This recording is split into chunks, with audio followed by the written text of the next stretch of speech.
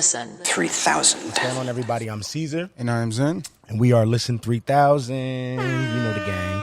Oh, look, I don't got my headphones on, so I couldn't even hear. I don't know how it affected y'all. Great. That is great. But okay, we got a very special episode today. It is episode 48. But before we get into that, we are here at the Sound Gallery Studios. Clap it up for that. Zen. New space. We didn't get to mention that the last time we were here, so it's awesome that we're in this lovely space. Shout out to Zen. And yeah, man, this is a podcast brought to you always by Agents of Fandom. Follow Agents of Fandom on all social platforms. Also go to their website, agentsoffandom.com. Also listen to the podcast, Agents of Fandom, Fandom Academy, Comic Corner, and these guys. So yeah, always got to shout out Agents of Fandom. Thank y'all. And yeah, you want to introduce our lovely guests? Yes. Let's do it. So we got today very special guests. We've been trying to get them on for the pod for a little bit, and I'm glad we finally got them here. Yes. We got directors, actors extraordinaires. We got Rahi, Raval, and we got Brandon Forgione here today. The directors and actors in the Punisher Nightmare film, which we also did EP with. Yes. Shout out to Melman. Yes. For the movie. Shout out to Melman. I'm glad we got these guys here to talk some nerdy stuff and talk about the film as well today. Yeah, I'm excited. So yeah, I'm excited. Thank you. Now, so how y'all feeling right now, man? Absolutely, bro. Thanks for having us. Thank you for having us. Yeah, that intro was beautiful, bro. Thank you. You slipped that. Absolutely. Yeah. Come on, get it together. All right, hey now. But honestly, bro, yeah, let's just straight get into it. We'll talk to them in a little bit. You know about everything with the movie for sure. We'll flush that through. But you saw a movie recently. yes I did. I did not. I'm sad. I will see it soon. But yeah, I seen Bad Boys 4. It was a great film, man. I went into it not. Wait, did you guys see it? Did y'all see it? Yeah, my bad. I saw it the other day, actually. Yeah. Oh, Okay. I'm the only one. I try not to spoil too bad. I won't be hurt. That's if awesome. You do, So if we you have to, can it's okay. really talk about it then. All right. Damn, nah, you can't. It's cool. It's cool. I'm gonna just take it to the chin. It's all right. Nah, man, I seen Bad Boys 4. It was dope. I was surprised. Not to say I was surprised it was as good as it was, but like it's the fourth movie. The guys are a little older this time. Right. It took them. It's been a while since the third one, so I was kind of going in like, all right, how's this gonna be? And like, it was really good. It was really good. I'm so happy that it is that way. I don't want to get my guys' names wrong. The directors. Damn, you told me. I know it's Abdul and Belhal, I think it's like. yes. You got it. Yep. They went crazy, man. Yeah. They went crazy. Like the way the shots, the action scenes in this movie looked were crazy. Like they were the directors of Ms. Marvel, right? Yes. Okay. Yes. And I think they did. Did they do Bad Boys 3? They did, yeah. They did. They did. Oh, well, that makes a lot of sense. Yeah. Okay, got it now. I think they went crazier with the cinematography this time, though. Like some of the shots they were getting, the action scenes, it was a lot of POV stuff. It felt like Call of Duty on certain spots. I don't want to give that part away. Some of the, shout out to Reggie. I knew a little. Shout out to Reggie. Yeah. Shout out to Reggie. Yes, I've heard some things online, so I've seen like even the behind the scenes clip that was going around with Will doing holding the camera on him. That was crazy. So I already knew what I'm going to be in store for. But no, I'm excited. I'm glad that it is as good as everybody is saying though. Yeah. I even might have to go back and see it again just based on some of the shots they got. Man, it was that good. Like, yeah, man, I liked it a lot. What was your thoughts on it since y'all got the chance to see it? You want to go first, Brandon? You got it. Oh, okay. Yo, first of all, I got to take you back to the first time I saw Bad Boys. Yes, come on. I mean, dude, I'm gonna get emotional just thinking about it. I love Bad Boys, bro. So the first time I was, it was a summer, and I remember my next door neighbor, my mom would go to work, and my next door neighbor had all these DVDs, and we would watch them. And it was like the same summer I saw like Catwoman with Halle Berry, which I was in love after that. But, so they had Bad Boys 2. So Bad Boys 2 was the first one I saw, and there's a shot where they're having a shootout, and the camera's rotating in the room, like in the room next door, back through the keyholes or like the bullet holes. Yes, bro. And Will Smith, bro, there's a shot where Will Smith, he like gets up and he unloads both clips out of the guns in slow-mo. You're like, oh my God, bro. So iconic. Oh my God. So with that little backstory, then I watched the first one and the third. And the newest one I went to go see, and I was like, I really enjoyed it. I enjoyed it a lot more than the third one, to be honest. I thought it was better than the third one. I really loved Martin Lawrence. Obviously, I love the scene where he's it's the shootout with the jelly beans, and he's like trying to like eat each one of them in slow mo. Which is I guess it's like that's like a little goofy, but it's like you're trying to have fun too, you know. So yeah, I mean the cinematography was beautiful. I will say like one of the things that I didn't know how to feel about was I don't know. Did you guys feel like Mike Lowry was like Mike Lowry in this one? Did you? I feel Yo, bro. People were saying that they switched, like they switched the way that they came off. Apparently, I haven't seen it, but that's what I'm hearing. They did feel a little different as far as I feel like how they were written this time around. So I did pick up on that as well. Yeah. But I mean, besides that, I guess like it's okay for him to change. You know, I guess people do change, but I don't know. I like Mike Lowry to be Mike Lowry. Like he's the cool, calm, collected one, you know. And I think maybe he was, I don't know, a little bit panicky in this one. But I mean, that's just me nitpicking. I loved it in general. I've heard that a lot though, so that's definitely not like a lot of people said that. I'm assuming this is probably because Will. I know Will was like a big mental health advocate because they did kind of touch on like anxiety and things of that nature in the film. So maybe that's why I didn't even put two and two together. Like thinking like, oh, that's why they changed some of his characterization. But now that I'm thinking about it now, that might have been a little bit on purpose. Yeah, because they kind of poked at like some mental health issues in the movie a little bit in their joint. Got it. Yeah, man.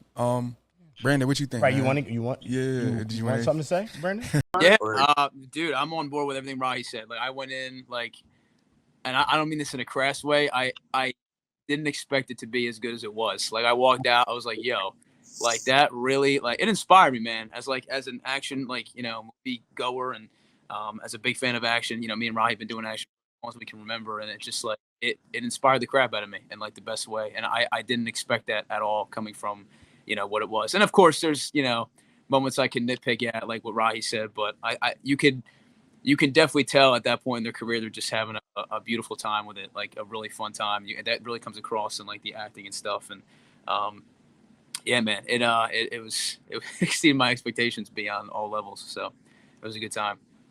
That's super dope because everyone's saying the same thing, and I kind of said it to you off the pod yesterday. It was just like without me seeing it, it's just I'm not looking for because everyone the main nitpick was like the writing, but when everyone was saying that, I was like, well, I'm not looking. I've never looked at Bad Boys for me to be like taken away by the writing. I like Will Smith. I like Martin Lawrence. I like their chemistry, and there's fire directing and madness going on. If I get all of that good enough, I'm good. You can keep it going for me. So I'm glad that it checked all the boxes. You know what I mean? But yeah, I'm happy for Will too. Yeah, man, I'm standing on it. I know everybody got their own opinion, but yeah, we ain't forget about Will at my house. Yeah, I'm still watching I Am Legend. All right. He said right. I'm not gonna get us in trouble. Don't do that. But all right, man. Bad Boys. Speaking of the success of that movie. We can do the jump off point on this one. We wanted to talk about like just box office in general. Like a lot of movies have been not doing that great. In this movie, big IP movies. Yeah, right. So this movie like has been doing really well, surprising a lot of people, especially with the Will Smith stuff. On top of the state, right? On top of the state of the movies. It's like a mix of stuff. That's hold up. I just gotta plug this joint in real quick. Oh, go ahead. You want me to keep going? Keep going. All right, bet. But basically in the first weekend, y'all, I don't even know if y'all heard about it. It's kind of crazy. The first weekend it made 104.6 and it had $100 million budget. That's only so crazy because that movie people aren't expect like for the reasons he just said. Like Furiosa is flapping bad and people like Mad Max. You know what I mean? I've heard the movie's good.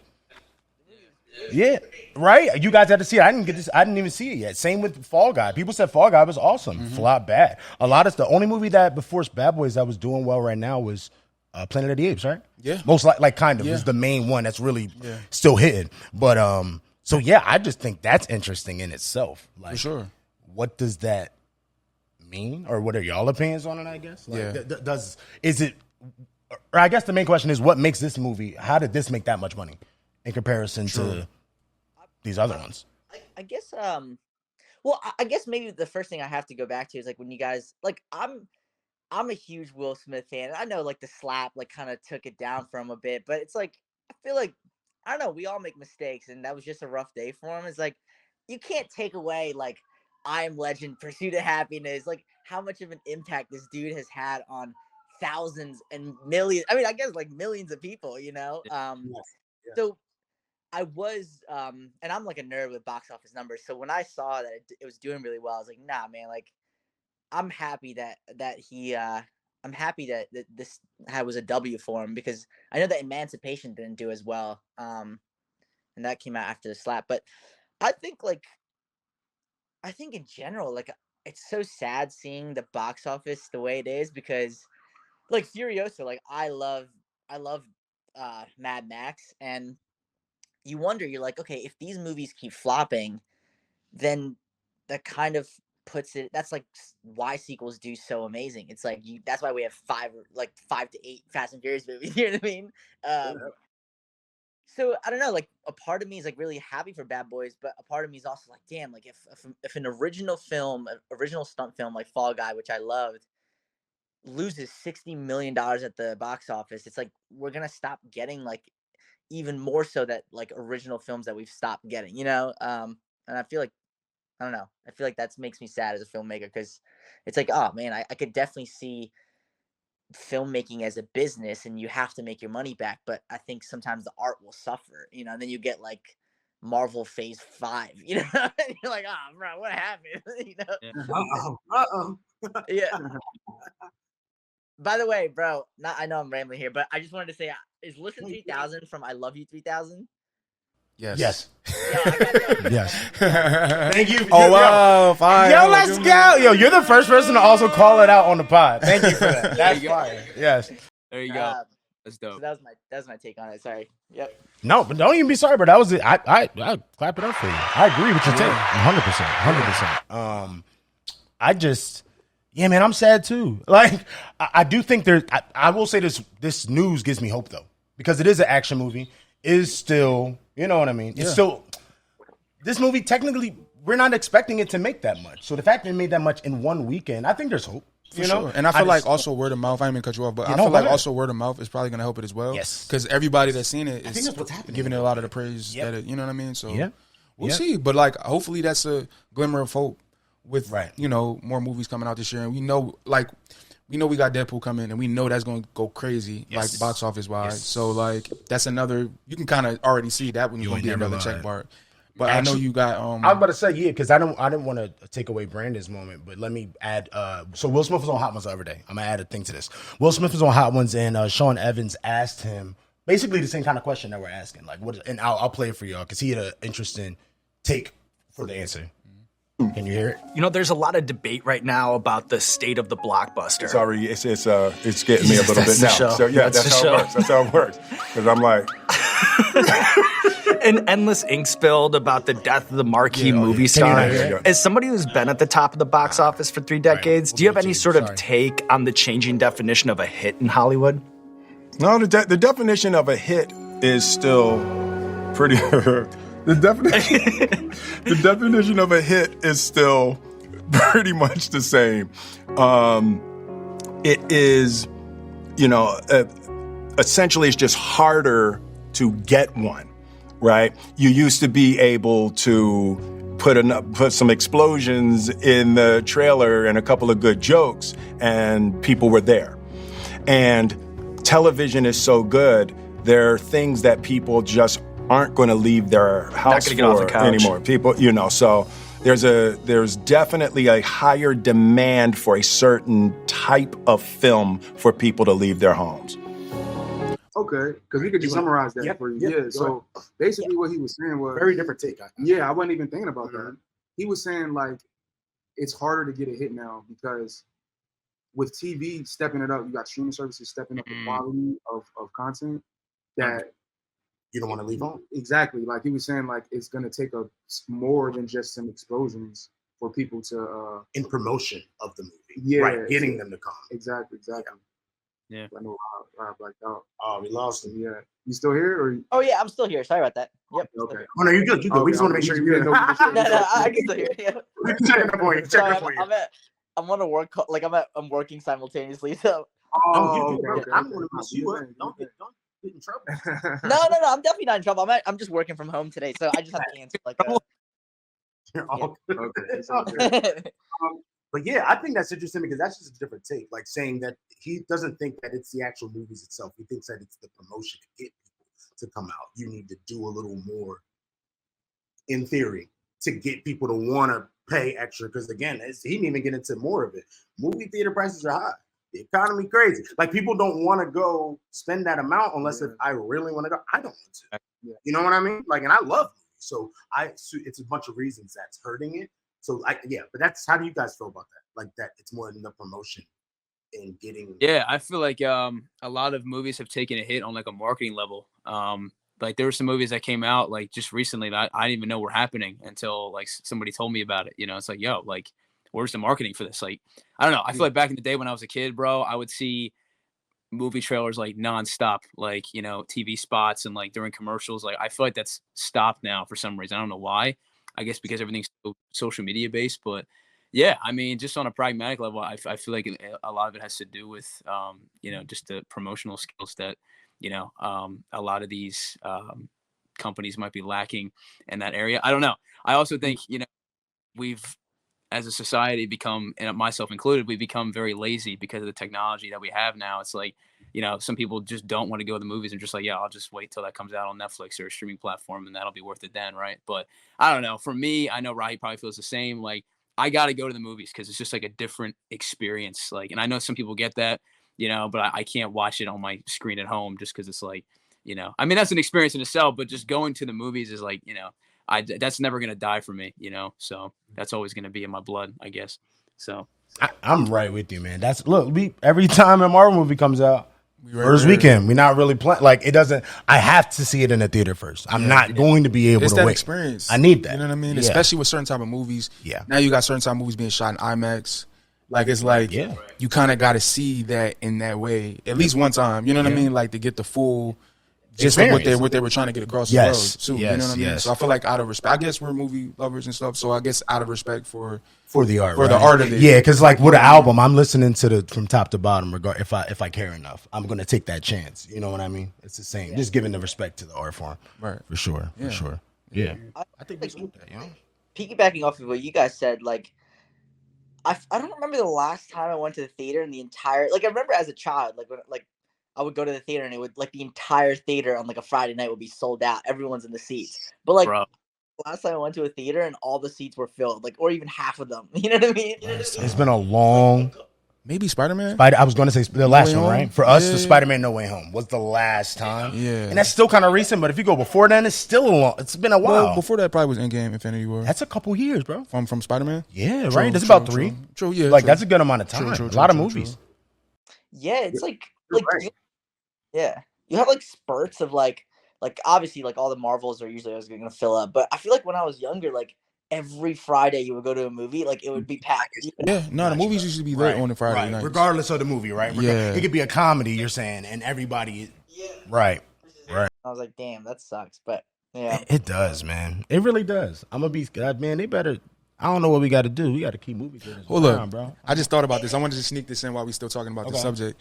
Also, I feel like the movie theater experience could be improved a bit. Ooh, okay. Because like I feel like people might want more than just to sit down now. Like you got like places like Alamo Drafthouse. You seen Sony just bought Alamo Drafthouse. We sound bougie though. No, but I'm saying like again, you got. You're right though. You're right. If I could, because the release window got so short now. Yeah. Movies are like on streaming in like 3 to 4 weeks after it comes out. Yep. So it's like some people are like sitting, you know, I'll just wait till it comes out. It's not gonna be that long. You know what I mean? So it's like for people to come out to the theater, you kind of gotta give them more than just sitting down and watching a movie straight up. Like I feel like more of an experience could be helpful going forward. You kind of talking, but all right, brother, what you gonna sell me on the movie theater idea? What you got? I don't know. Like you know, they got certain spaces where you can eat. You can like the dining ones. No, yeah, that's the best. And stuff like that. So or even like, pretty cool. Yeah, that's true. That's true. I'm telling you, one day they're gonna probably have to do like virtual reality movies or something. They're gonna have to up it like eventually. Yeah, you know, because you're right. Everyone just needs more because I can sit in my house. Right, like, and I like the 4D sometimes. It depends on if you like the 3D glasses type of. Some people don't work for them. You're like, it don't. Yeah, I'm right. not. It don't work for you, right? Yeah, but for me, like, I'm with if we just get more 4D ones and like keep. But I don't know. Yeah. You know what would be sick is is if they had like one day, if it gets to a point where like the screens that Mandalorian was shot on, the volume. Yeah, but like that's how we watch the movie. But like, not only that, but what if the movie, like, yeah, it's in a volume, but what if it's like we wear VR like goggles? And, That's what I'm saying, bro. Yeah, Batman. Ready Player One. Let's do this. Yeah, like Ready Player One, dude. That would be like if you're Ready Player One in like a Jaws movie, you get chased down by. That would be so I might spend a couple $100. It depends. I maybe shouldn't say that out loud, but I might. Would you not, bro? The best one. All right, Secret Wars. Secret Wars come out tomorrow, bro, and you in that thing. No, you in that'd be crazy. You got a suit. He said you in that thing. You damn near you. You look at your skin; it's a different color. Like you got different things going on in this movie. That's some next level stuff right there. Yeah. That would be fire. No, it is. And they would charge crazy for that. They would charge. All right, yeah, I maybe shouldn't have said a couple hundred. I spend 50. I spend 50. All right, don't do that. But I think we smooth that. Y'all was great. Next, the boys is back. Yes, the boys are back. All right, our two friends here, they have not seen the current 3 new episodes. Yeah, so we're gonna try to tiptoe around. Yeah, we dancing to that. But we're gonna try. So if we do ruin it, I'm so sorry. We're not gonna ruin. We're gonna barely ruin anything, honestly. But if we do, I apologize. Because it was crazy. I don't know. I'm trying to. Okay, so because I know we want to go first. I'm gonna say let's not do episode by episode. We kind of can get like a little because a review. To me, watching it like I watched it, it all like ran together anyway. Yes, sir. So basically, we kind of picking up from last season. Also, we did do a boys finale. We did a finale, John, right? Yes, so check that out on the channel. Yeah, so this season we pick up kind of like where we left off from Gen V a little bit. And we got Homelander on trial from last season. From what he did at the end of. See, look, y'all. It's because of the show, bro. They give you too much every scene. That's what I'm saying. It's so much that like it's a spoiler by just existing. Spoil it, yeah. You know, because we love it so much. It's like, ooh, this going on. That's why. But no, that's fine. That wasn't really a spoiler. You'll see. That's not really. Yeah. That's just where we're at. That's the premise. So we got him on trial. The 7 is a little disbanded because remember we lost a lot of members of the 7 last season. There is 3. It is the 3. And low key is the 2, and we got a new 3. We got a new 3rd person. Yeah, I don't know if I should tell them that. No. Okay, all right. That's definitely a spoiler. All right. I'll keep that to myself. But y'all will love it though. That's why y'all gonna like the it's difference. Gonna be a little it's the difference. It's a difference. Yeah, we'll talk about it on another app. But yeah, for sure. Yeah, but so we got that. We got the 3. I mean the 7 coming back together a little bit. We got what's going on with the boys with the actual boys, yeah, right? with all right, I'll even try to break it down on like bullet points. All right, Butcher, right? Butcher, he's on the verge of death, y'all. We knew that from the last season, though. Yeah. We knew that he was because of he kept taking that V. Yeah, that's why. And what's her name? Starlight told him, bro. He just we know who he is. He hard headed. Yeah. So that is what that is. But he's definitely on the verge. We also have him trying to rekindle the relationship with Ryan, Homelander's son, because of that situation, because of his wife or girlfriend that had passed away. Yeah, right? it was his wife. It was his wife. I didn't know. Okay, cool. Yeah, so that's what's going on with Butcher. Everyone else is kind of really in their own situation again. Yeah. The only one who's kind of like, nah, I'm here for the boys and whatever we doing is what we doing is I always forget his name, bro. Mother's Milk? Oh, Mother's Milk, yeah. I don't know why they did that. That's the thing. It's a comic, I know. That's something. It's wild. Whoever wrote that. You know why his name is Mother's Milk. So. Yeah, there's a lot of milk going on. I don't want to talk about it. There's a lot of milk in the show. It's a lot. It's a lot. But I'm just kidding. But yeah, everyone else really kind of has their own personal, and I won't get too much into everybody's thing, but they're really all trying to, they're trying to get their lives together in their own way. I won't even say what's going on with Huey. Like, I feel so bad for him. You know, there's a lot going on. But I will say, as a collective, the boys are still trying to shut everything down with Homelander and Vought, right? But through that, they're trying to get through Victoria Newman. Yeah, right. If y'all remember her, yeah, she was a lot. She was in Gen V a lot, but also she was in season 3 as well. Yeah, and I don't think that's gonna work. But y'all, you tell us. There's some things going on with her, some twisted things. We already knew that, but like you'll see in the first ep. Yeah, y'all. When you see the first ep, you're gonna be like, all right, so what are we supposed to do? What are we actually supposed to do? Yeah. And remember, they even had a government political more conversation about it, and they were also like she too in the mix there as well, because we do already know she was running for president, right? That's been a thing. Well, she's vice. She's the vice, I think, to the bull now. Right now, she's still, I think, if I'm not But mistaken. she is running though. Yeah, that's she's- why she yeah, keeps they're going on- on this tour, right? Yeah, okay, yeah, just yeah, clear. yeah, Okay, yeah. cool. They're cool, on the campaign trail for Got sure. got it. But yeah, honestly, I don't want to give too much up. Besides that, I'll just talk about The new- how we feel 'cause I'm about it. You want to say, give we something could else? give a little bit away, and that's Okay. not, I don't feel like this spoilers. We can talk about some of the new characters.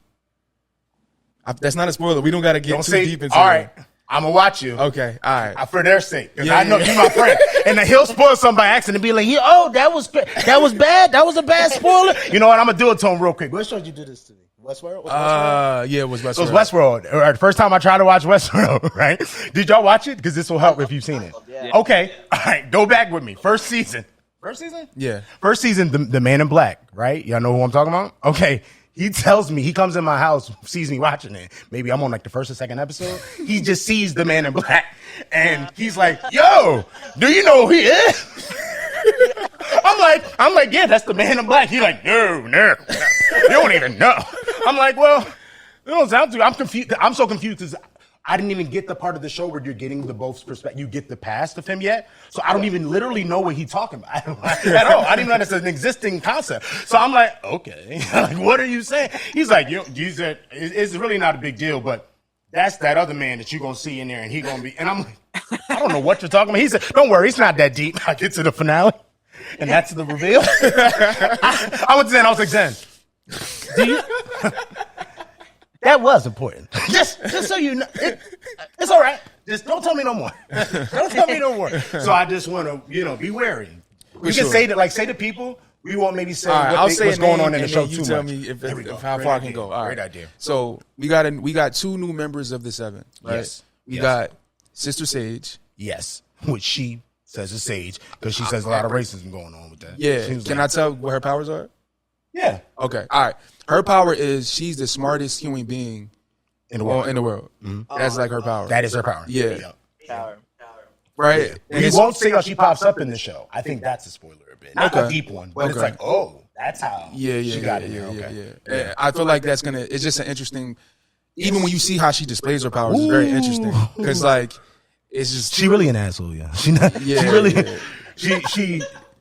Am I wrong? Like No, she yeah. really. Yeah, because she's like interesting character. Good. So and she's smarter than everybody, and she knows it. So it's like the way she just be talking to people is just like, I'm super higher than you. and then she'll tell you something about yourself, and that's so wild that you're like, all right. I ain't even. How you know that? I don't even know if I know that all the way, but now I do. Yeah, it's like that. she was walking up to people like saying certain things that they never told nobody else, and it's just like, yo, how do you know that?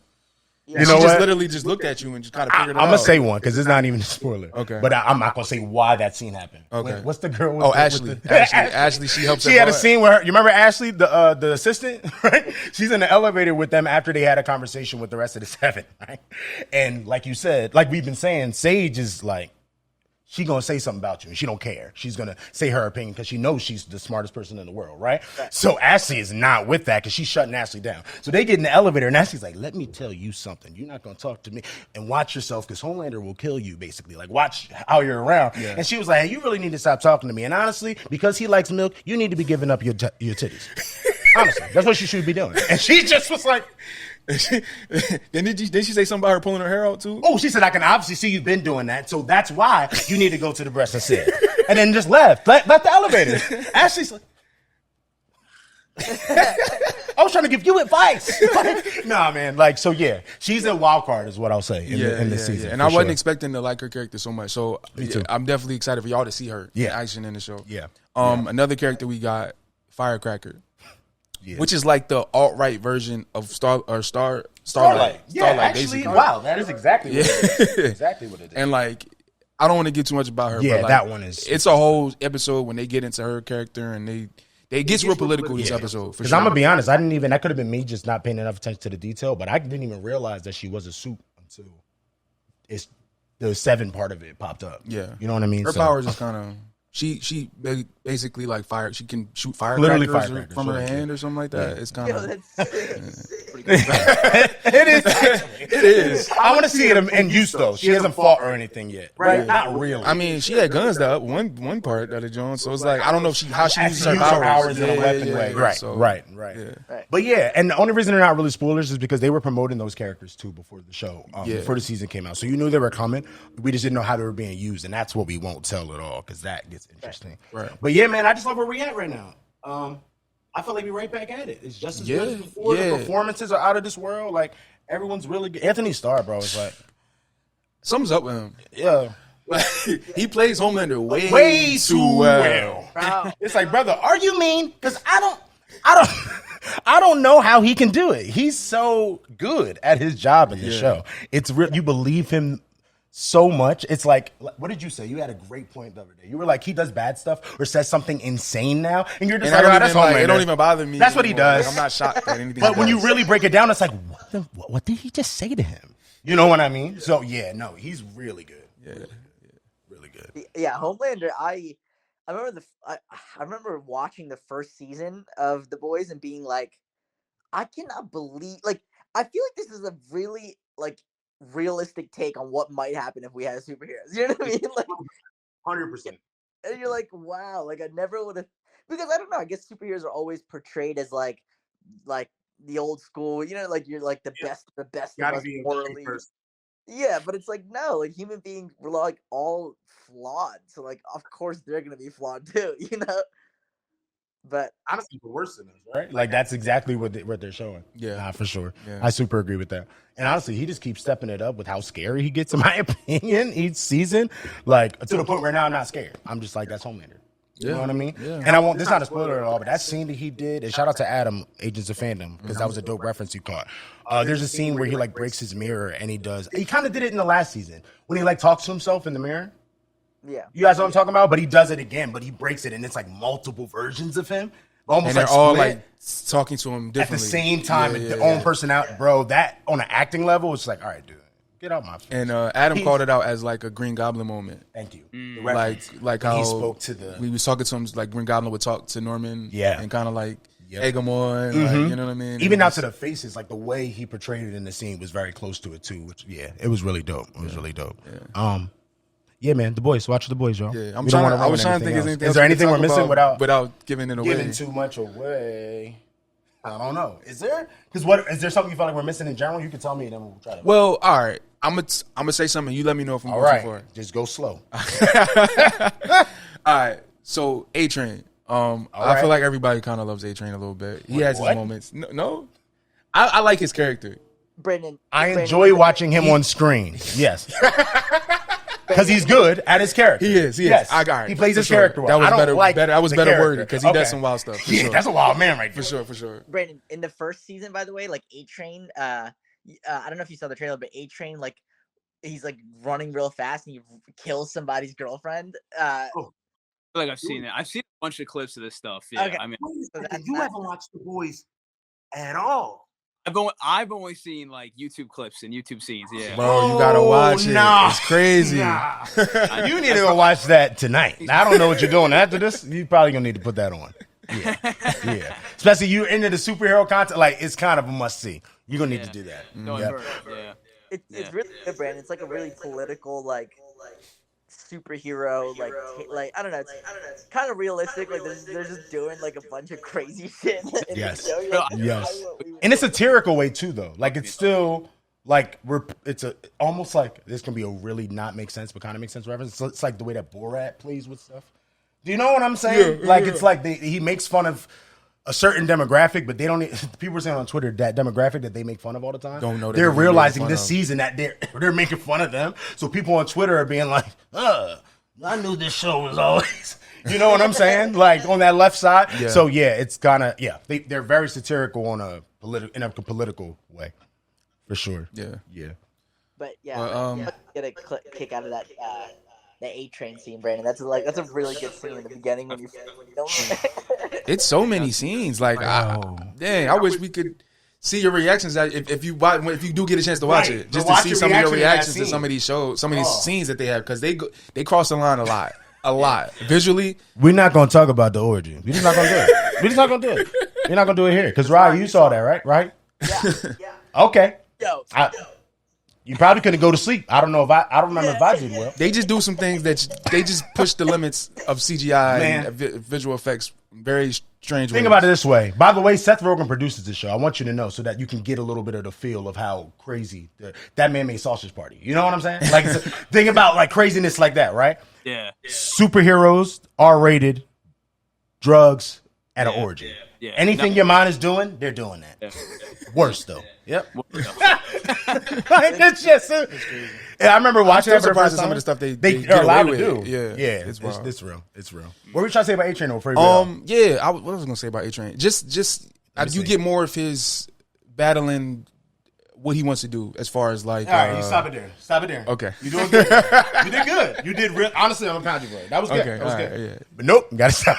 He's about to give something away here. He's about to give that thing up. Right. But I will say, I mean, to be honest, I'll help you. He's been teetering at something in the last season too. Yeah, and they're playing on that more when it comes to his morality. Yeah, definitely. But you see it a lot in the first 3 episodes. They're like, yeah, this is the storyline this season. You know what I'm saying? They're letting you know early. So that's going to be dope to see that, however that comes out. Mm-hmm.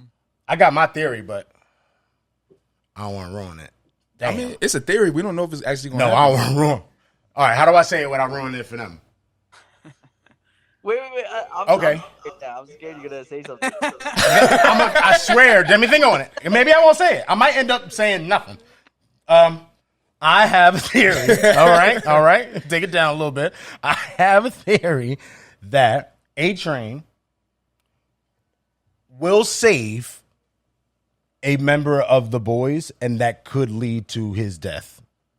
Okay. Oh, bro. You think so? That's my theory. It could be a dud. It could be a dud. And that would be. I could easily see multiple ways where that's not even a idea that they have in mind. But don't be shocked if that happens. Because I know you might not feel the same exact way, but you could see that, right? There's a space where that could happen that way, though. Yeah. You know? It's just interesting because, like, I feel like from last season, Homelander he has everybody walking on eggshells around him. And they all know, like, at any moment he could snap and just get rid of you. Because he's done it with multiple members of the 7. That's why it's a 3. That's why I was only 3 people left. Like, so, like, I just feel like you said, he was teetering on the line with his morality in the show, and it's kind of like I feel like the reason he's teetering the line is because he knows the consequences if he makes a mistake. You know what I mean? So point. Like it's just interesting. Like Brandon, like the commentary in the show, like even with corporations and how these heroes in this show are like used as products. You know what I mean? Like used to push products and like it commentate on a lot of different things. Like they make superhero movies with real superheroes in that world. Yeah. But don't make like a Marvel movie. But it's like super propaganda, like marketing, like they lean into a lot of stereotypes with certain people, you know what I mean? Like in bad ways and offensive ways, you know what I mean? So it's just interesting how they use how corporations use these people in the show. So yeah, man. For sure. Hey, Rahi, you want to get anything off? That was it. I don't want to ruin that now. You want to get anything off of the boys before we get out of here? On the boys, no, I guess like I really love that you made that statement about the corporations because LabCorp is like definitely, I don't know, like you hear sometimes like crazy stories about what these companies do, like and you're like, I cannot believe that some of these like I mean you're basically mass manufacturing opioids and like that shit's okay to me, but like I think that's definitely like LabCorp is definitely a take on that, you know, and you're like, oh my god, this is crazy. No, you're talking. Yeah. And honestly, I feel like they're 100% like, yeah, we looking at you. Yeah. Like, the people that they're talking about are like, hey, are they? They're like, yes, by the way. Yeah, we're talking about you. So that's why the way they do it is dope too. Like they stand on their opinions for sure in the show. Even like, I love it. Poke at real people sometimes. Real human beings. Like some of the jokes that they have. I won't even say the one this season. I will talk to you after about when they shouted out the actor. Oh yeah, that was so crazy. You'll see, right? When you I was like, oh, we're doing this. Okay, yeah, that was crazy. Yeah, but yeah, man. There's one more thing I want to talk about the boys before we get off. Is their marketing. Their marketing has to be second to none with any any show, not even just a superhero show. I don't even know if you guys have noticed that. Like on the internet, like they do a lot of like they'll film a lot of different type of content. And they kind of use the social media as if like Vought is a corporation in the show, so like they use the social media as if Vought is real. Yeah. So sometimes they'll post content from like the Deep, for example. There's a character on the show. His name is the Deep. He's like an Aquaman kind of parody, and like I'm already laughing. It's like I can't. You go ahead. So like they'll film certain things with him. Like I forgot what was the one he did like maybe a couple of days ago, and it was like some type of PSA or thoughts from the deep or something or something like that. But they posted the clip on their socials like he was really real. Like it was like he's doing like a PSA, or they'll do like a thing with Homelander. where it's like they just did a Time magazine cover with Homelander, but it's like from his like the actual perspective of the character, and it's actually Time magazine. And it's actually Time magazine, and his actual interview with the like they're interviewing the character. That's dope, actually. Right? Like speaking of marketing, yeah, like look at the difference, right? Yeah, like how they go about their marketing is second to none, and like I just had to shout that out. Great point, and thank you for bringing that part back because I do think that's why this show is so seen. They market it well. Like, even if you guys never even noticed that, but now if you see it, you'll be like, I'm a fan of that. That's dope. You know? And it's just so quick to be like, all y'all got to do is let us see, let us feel a part of it. You know what I mean? Mm-hmm. And I feel like that's really smart. Other people should be doing that. Really. I agree. Yeah, for sure. Looking at you, Marvel. Don't blame Kevin, bro. We're not going to do this They today. can do some crazy stuff. Hey, honestly, it's not always Kevin's fault is all. Because you about to go into Marvel now anyway. All right. But, like, I feel like I know we're still like a month out from Deadpool, but I feel like I was expecting Ryan Reynolds to go even crazier than he has been with some of the marketing a little bit. Like I expected a lot more, but I don't even want to. Maybe they're waiting to get closer. Maybe. So I haven't even seen them on TV together yet, right? Yeah. I haven't seen an interview outside of the Fandango one. Like I haven't seen the Jimmy I also feels like he knows he doesn't have to do much. You know what I mean? Just because there's so much hype around it already, dude. That's gonna. Bill. This is gonna go nuts. I already know it. Yeah. That's my prediction. I'm still predicting the Bill. Might go more now. I think so. The way that people, the only Marvel movie this year, everyone and their mom are talking about Deadpool. Yeah. Like my parents are like, are you going, like, I might go, I'm like, you want to go see this? You sure? You sure? I'm like, okay, let's do it. But yeah, man. I agree. That's a good point. He might just be like, we're good. Easy. Yeah. I can see that. I'm like, throw a little bit more sauce on it though, man. That's because it's them. They're so silly. Like, it's like, I expected it. But yeah, you're right. We'll see. Maybe the closer we get. All right, I'll take the lead on this next one. So, the other day, Alex Perez, shout out to Alex Perez of Cosmic Circus. Cosmic Circus. I always want to get the name right. Alex Perez always has some good either info or rumors, theories, and most of the time gets them right. Like, normally be pretty accurate. So, when it comes to that world of stuff, he had a Q&A, and a bunch of people asked him a bunch of different types of current Marvel questions. And the future Marvel questions, I guess, right? And he had a bunch of them, so we just kind of took two, and I just want to see your opinion on it, I guess. The first one is someone asked, what's up? Oh, just make sure you're talking to Mike. I wasn't? Yeah. Okay. That's why the headphones, you know what I mean? They help. I got you. I'm sorry. I got it. Next time. All right, this first one. I'll try to do this quick because it actually was kind of long, the answer, so I'll try to trim it up. But someone asked, after the comment of Bob Iger saying that Marvel will be slowing down, I don't know if you guys heard about that. Do you know about that? All right, cool. Not just Marvel. It's like Disney's going to be slowing down too. In general, we're taking a step back.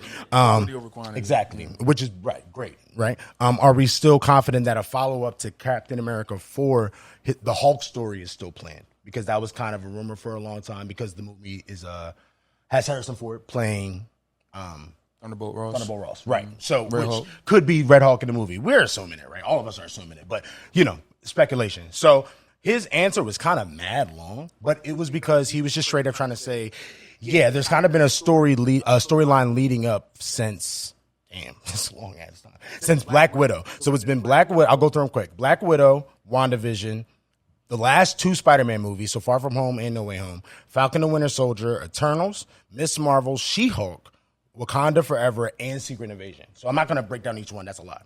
But the point that he's trying to make is that in each one of these stories, and he breaks it down in the articles, if you guys do want to see it, it actually has some credit to it. Each show or movie, he's saying, in this one, it adds a little piece to where the government is obviously at this point in the MCU right now where they're trying to just protect themselves, right? Like each country is kind of gearing up and either trying to get vibranium or get some other type of material that's going to help them to make a super soldier in itself. That's where this is all leading with the Hulk's thing. So I can give one mention like She-Hulk, even though some people we all have different opinions on how they ended up doing it.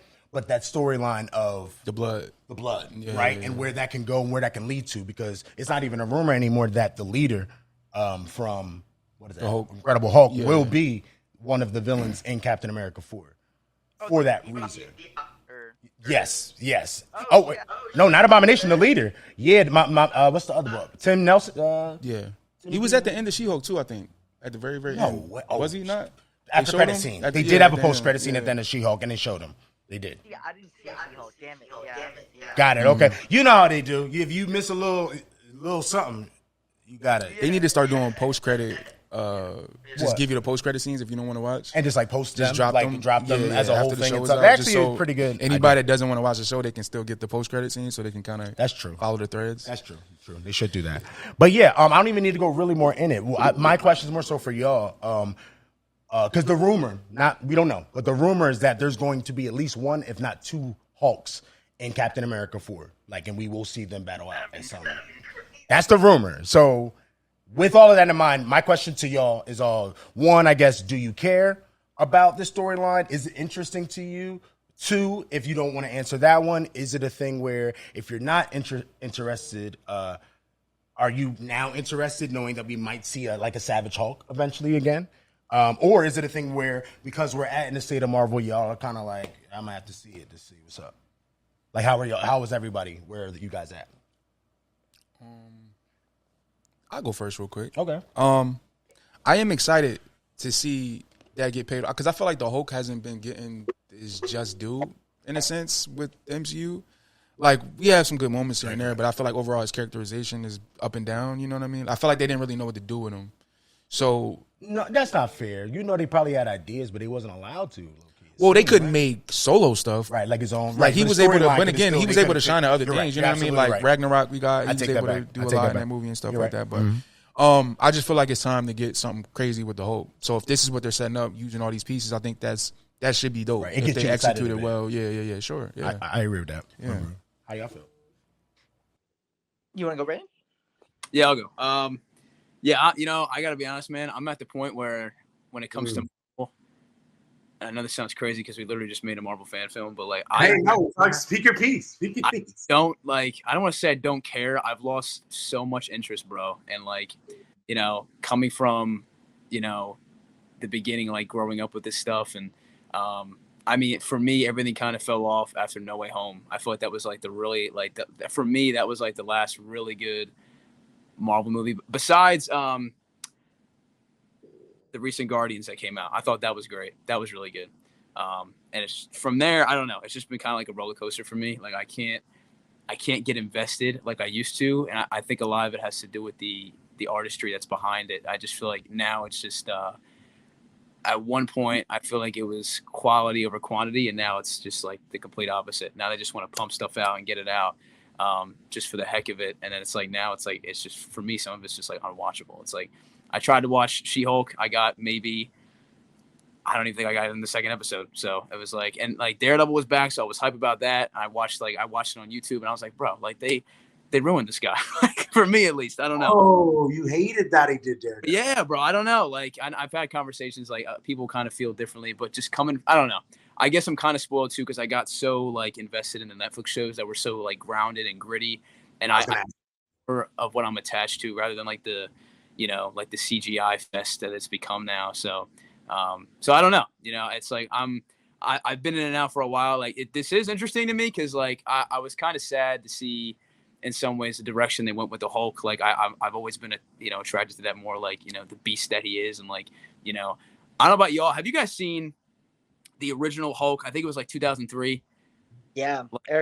Which one? The one that's not Edward Norton. The one before it. The one before it. I like it more, but people even have it. Yo, that for me, that's the Hulk I want to see back. I was hoping to see that in Infinity War and even Endgame, and then I don't know what happened, but it'd be interesting to see that back. So yeah, man, it's been a roller coaster for me. I'm very I'm nitpicky at this point, but I don't know. Either way, I'm always excited to kind of see what they do. I'm definitely excited to see Deadpool and Wolverine. So I think isn't that is the only one coming out this year for Marvel? That's the only time they've ever done that. That's wild, bro. That's wild. Yeah. Well, you know how much weight they got on it. They know. Yeah, that's what I mean. Yeah. So I feel like that's going to determine a lot of next steps for them. So we'll see. Yeah. But that's wrong. I respect that opinion for sure. Yeah. And it's hard, bro, because it's so I feel personally there's a lot of reasons why they kept pumping out different types of things. Yeah. Some of it was them trying creatively, and some of them were also kind of when they were told literally It was a whole thing where the last CEO was like, "Hey, yo, you better get these series out. We need some money for the streaming services for Disney Plus." You think about the streaming services the way it's set up. Like you look at something like Netflix, where it's like so much stuff, and Netflix doesn't make everything that's on there. With Disney, they don't really have stuff they don't license other content from other people to other people. So it's only their content. So like it was like a mandate on them, like, yo, Marvel, Star Wars are our biggest stuff. We need y'all to make some stuff. Yeah, they were literally like, give us like 4 shows by then, like that type of. So I definitely do feel like that had a big part in the quality decline.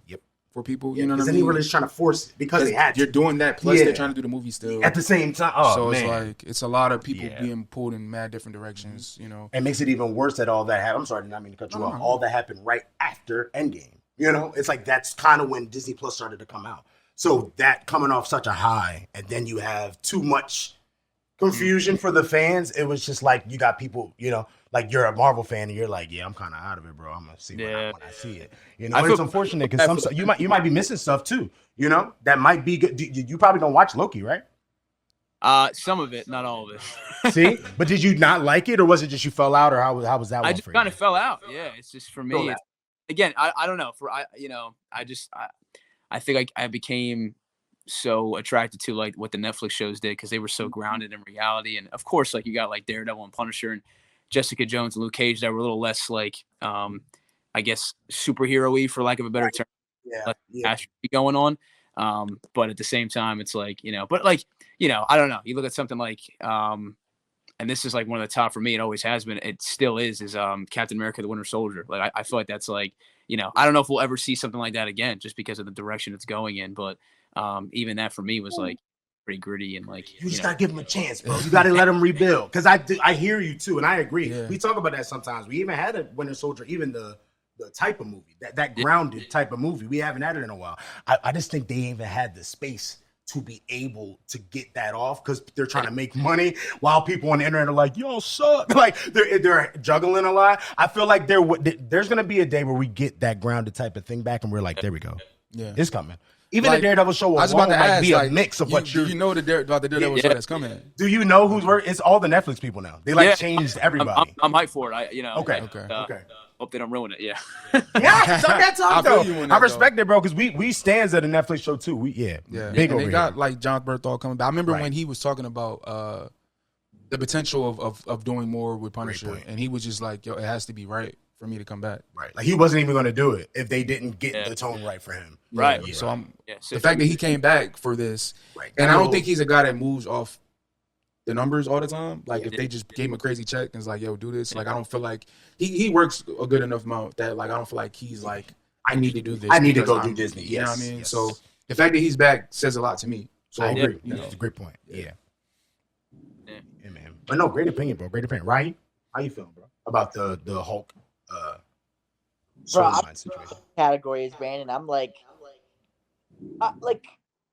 I loved Hulk as like the Hulk we got in the Avengers, the first one, right? Like where he couldn't.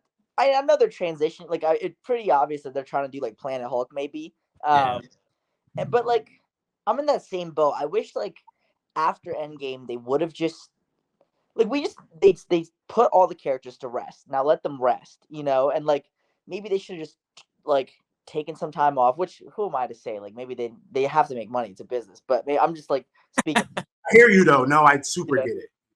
But I think if they did Fantastic Four and the X-Men, and like I'm even like a big fan of what they did with Spider-Man. Like how Spider-Man's not part of the Avengers, no one remembers him. Just let him be a Spider-Man in New York. Like all the team ups, and there's like 50,000 people in every movie that we have to care about, and you're like, bro, this is so wild. Like, like just that. Like I got some like after we just released The Punisher, and like it's kind of sparking some interest for like Marvel all around, and I've been having conversations, and like there was this one of my bros was talking to me, and he's like, yo, I don't even know where to start, like where do I begin? I'm like, yo, I couldn't even tell you. Like I feel like for the new people, I feel like the more they put out, the more complicated it gets for the viewer, because there's so much stuff it seems like you have to watch to even catch up for like what's new.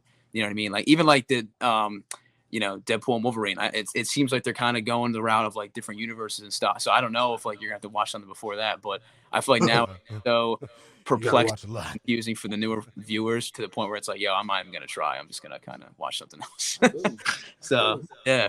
Like, it's a real take. It's hard for me to personally on the other side because then that's like me with anime. Like he's huge in anime. I never was put onto it growing up, so I get like intimidated and don't really watch stuff because of how much you got to go back to get into these things. Certain things, but that's why I'm intimidated by that concept. I'm just like, let me, I'll wait. Because even certain shows anime that I'm like One Piece, for example. I don't know if y'all watch anime, but One Piece is I'm fantastic.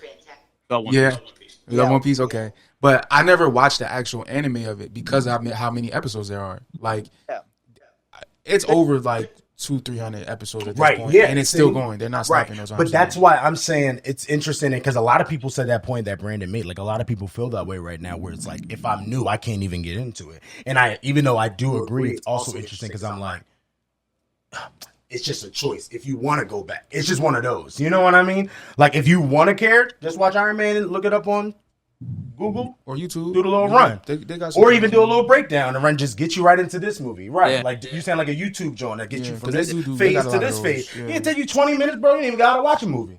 You know, it depends on how much you want to put into it or not, and that's where it gets interesting. Because some fans are like you, where they really care, right?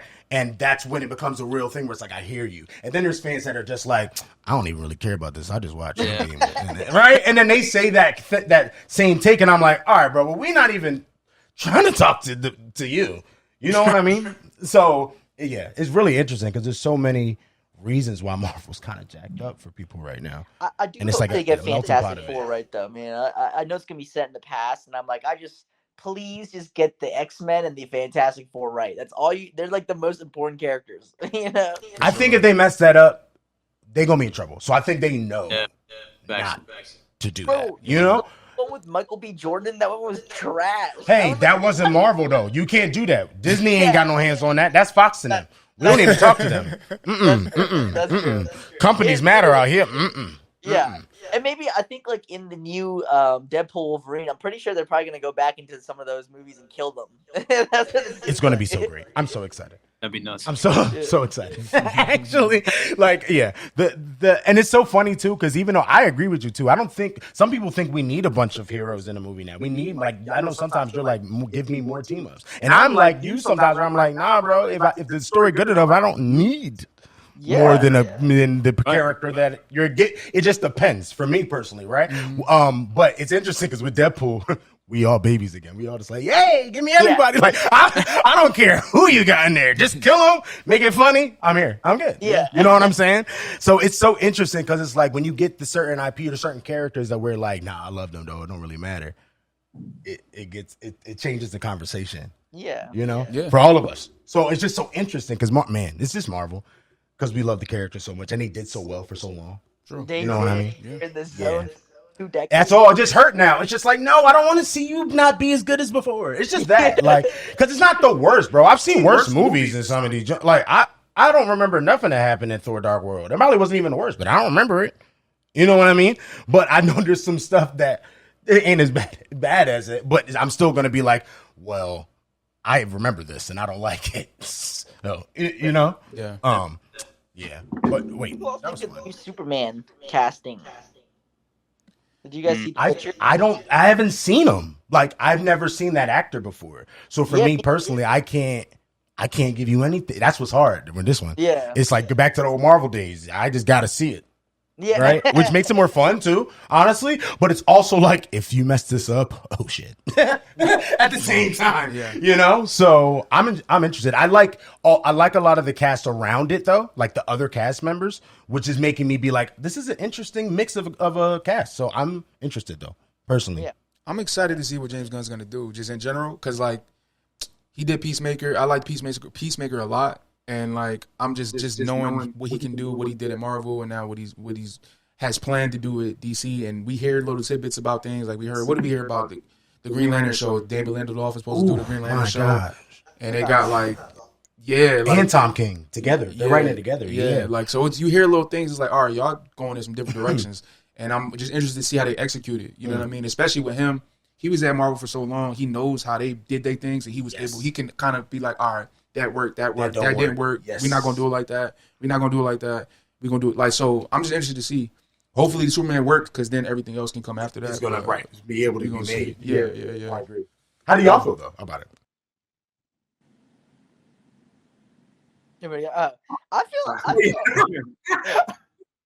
I feel all right, bro. I mean, I gotta be honest. I was a huge fan of the Zack Snyder Man of Steel. I wasn't a huge fan of the universe he did. I liked his cut, but I don't know. I just liked seeing Clark Kent in the movie. Like, and I guess maybe I'm jaded. Like, I know there's a lot of other characters in this new Superman movie. It's like, oh, bro, just give us. We need Superman. Like, that's, you know what I mean? Like That's what you're saying. I got you. Feel like it's a little clustered with a lot of stuff going on. Yeah, it's like Super Dog is gonna be in it. I'm like, bro, Super Dog. I actually get your take gonna too. Be in that Yeah, you got the Authority's gonna be in that joint. There's gonna be a few things. It's interesting because it's like bro. I'm about to bring up a great point. I feel like it's the times we're in too. We get too much information fed to us, bro. Like if we didn't hear all of that and just saw the movie, I bet they're like 30-second scenes. I bet it's not even as crazy as we're saying. It's just so many characters because isn't it apparently it's like set in a world where superheroes were already happening. Yeah, it's not like an origin story like we've seen. That's the only reason we're hearing all these heroes. And it could just be flying around for 10 seconds and then the rest of it is Superman. But because we keep hearing reports, it's like, bro, relax, you know? So it's the times, bro. It's like if we got to stop getting all the info. It'd be affecting my opinion too. Like it's just like, damn, I don't think y'all need to be focusing on that. Yeah. Like on Superdog, like I'm like, bro, I don't need crypto. Like I'm right with you. But again, James Gunn's probably looking at it from a very comic book place. You know what I mean? Like he got something in mind. We just got, that trailer gonna matter. I'm gonna say that. That trailer's gonna matter. If he makes crypto even a third of how much he was able to put into Rocket, it's gonna. That's how I felt. Him with animals is gas.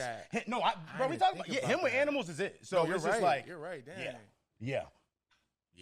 We gotta see that trailer. That trailer is gonna matter. That's what I'm gonna say for sure. Because it's gonna be like just a perspective and see the talk online. I want to see how everyone feels after that. Yeah. Let me just do this last one, and then I think we just get into the movie with y'all. But all right, I got one more. From the Q&A. This one is interesting because it deals with our guy Daredevil and Punisher though. So that's why I brought this one up. All right. Somebody asked Alex, how much would you say does Daredevil Born Again, the new show, its potential aftermath regarding Kingpin, how much will it affect the lives of vigilantes like Spider-Man?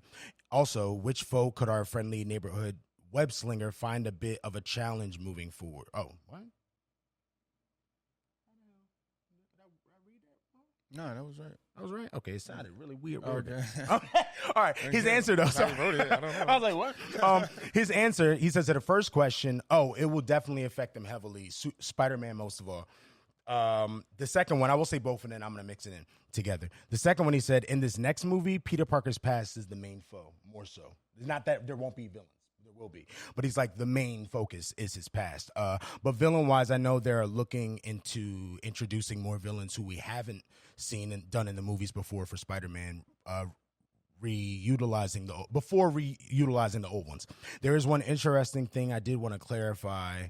Okay, I don't even need to get into that, but I can explain that in a part of this. So here's really why I brought that one up for y'all. Again, I know you guys aren't into it as much, so this might be more fun for you. You damn sure didn't watch Hawkeye if y'all don't like what's going on in Marvel, right? Oh, this is great.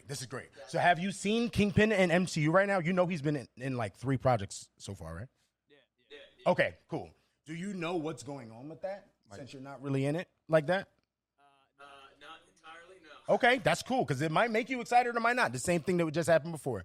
So the rumors are that Kingpin is eventually, or again, not eventually, very soon, we'll see potentially Daredevil, he might be trying to run for mayor of New York.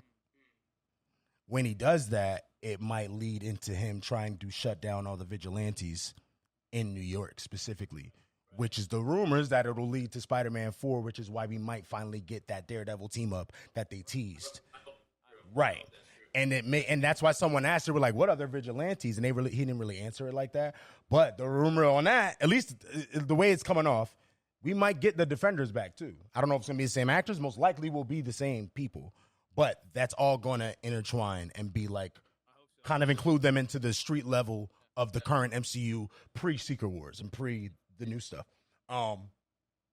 And Punisher, right? Like in all of their allies. We know for sure Punisher's gonna be in there. 100%. It's rumors Jessica Jones is coming back. She's been teasing on Instagram for the past year. Yo, she need to relax. It's like she gonna get in trouble. She got purple hair, posting pics with certain outfits from the show. Yeah. I'm like, all right, you're gonna need to relax, bro. Like we see you. But yeah, just how do y'all feel about that? Does that get same question? Really? Does that get you excited? Does it not? Does it give you a little more faith? Like. Yeah, I mean, that makes me excited for sure. I mean, you know, I feel like if there's any characters that I care the most about right now, or like definitely Daredevil, Punisher, Spider-Man, Kingpin, those are kind of at the top of my list right now. So I haven't seen everything that's involved Kingpin thus far in the MCU. I mean, I saw Hawkeye for the most part. I know what happens to him there. What happens to him in Hawkeye? I don't even know. Let you know about Echo, because I was not. You gonna try? I didn't care anything about the character Echo before the show. Yeah, I haven't seen Echo either. That's the other thing I haven't seen yet. I heard mixed things about it, so that's why I'm like I'm skeptical. I'm still on that roller coaster. I will tell you, it has some of the spirit of the Netflix shows in. I feel like that was a little test tone to get into the tone of that a little bit. And I feel like Daredevil was when they're really gonna lean into it. But they did some things with Echo that's not the best show ever, but it's a not. great improvement for us not even caring about the character. Like we didn't want to see the show, and it made us be like, all right, I'll show a little bit. That wasn't that bad. Yeah. Is Echo a superhero? Yeah, she is the. She girl. kind of grew up under Kingpin. Yeah. Yes, it's because where did she come from, bro? I guess Hawkeye, right? She came from her dad, like worked for Kingpin, so like, and then Kingpin offed her dad, and then straight up offed her dad, and then adopted her. Yeah.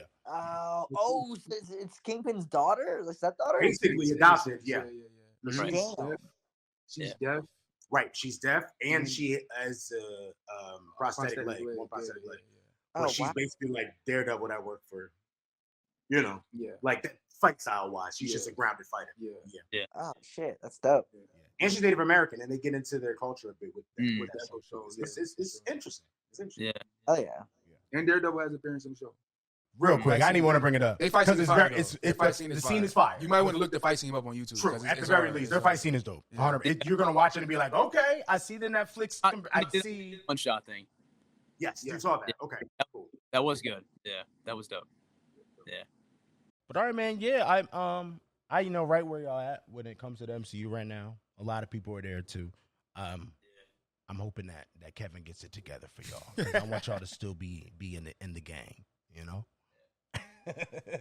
But I feel like he will. I feel like once Deadpool comes and it is exactly the way that we want it to be, it's going to ease into the rest of it. Get a little faith back.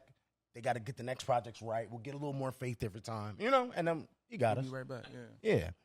Because again, it was a lot of movies before Endgame, like a lot. And we don't love all of them. We love a good amount. We don't love all of them. So yeah, I think we'll get back. Yeah. But anyway, let's talk to y'all. Nah, for sure. I'm excited. Preface for everybody watching the show. Yes, please. Rahi and Brandon have recently released a short film called The Punisher Nightmare, which is now on YouTube for everybody to be able to watch. I'm going to put it in the description of the video when we drop it on YouTube and the podcast so everybody can go check that out. Amazing film. These guys did some incredible stuff.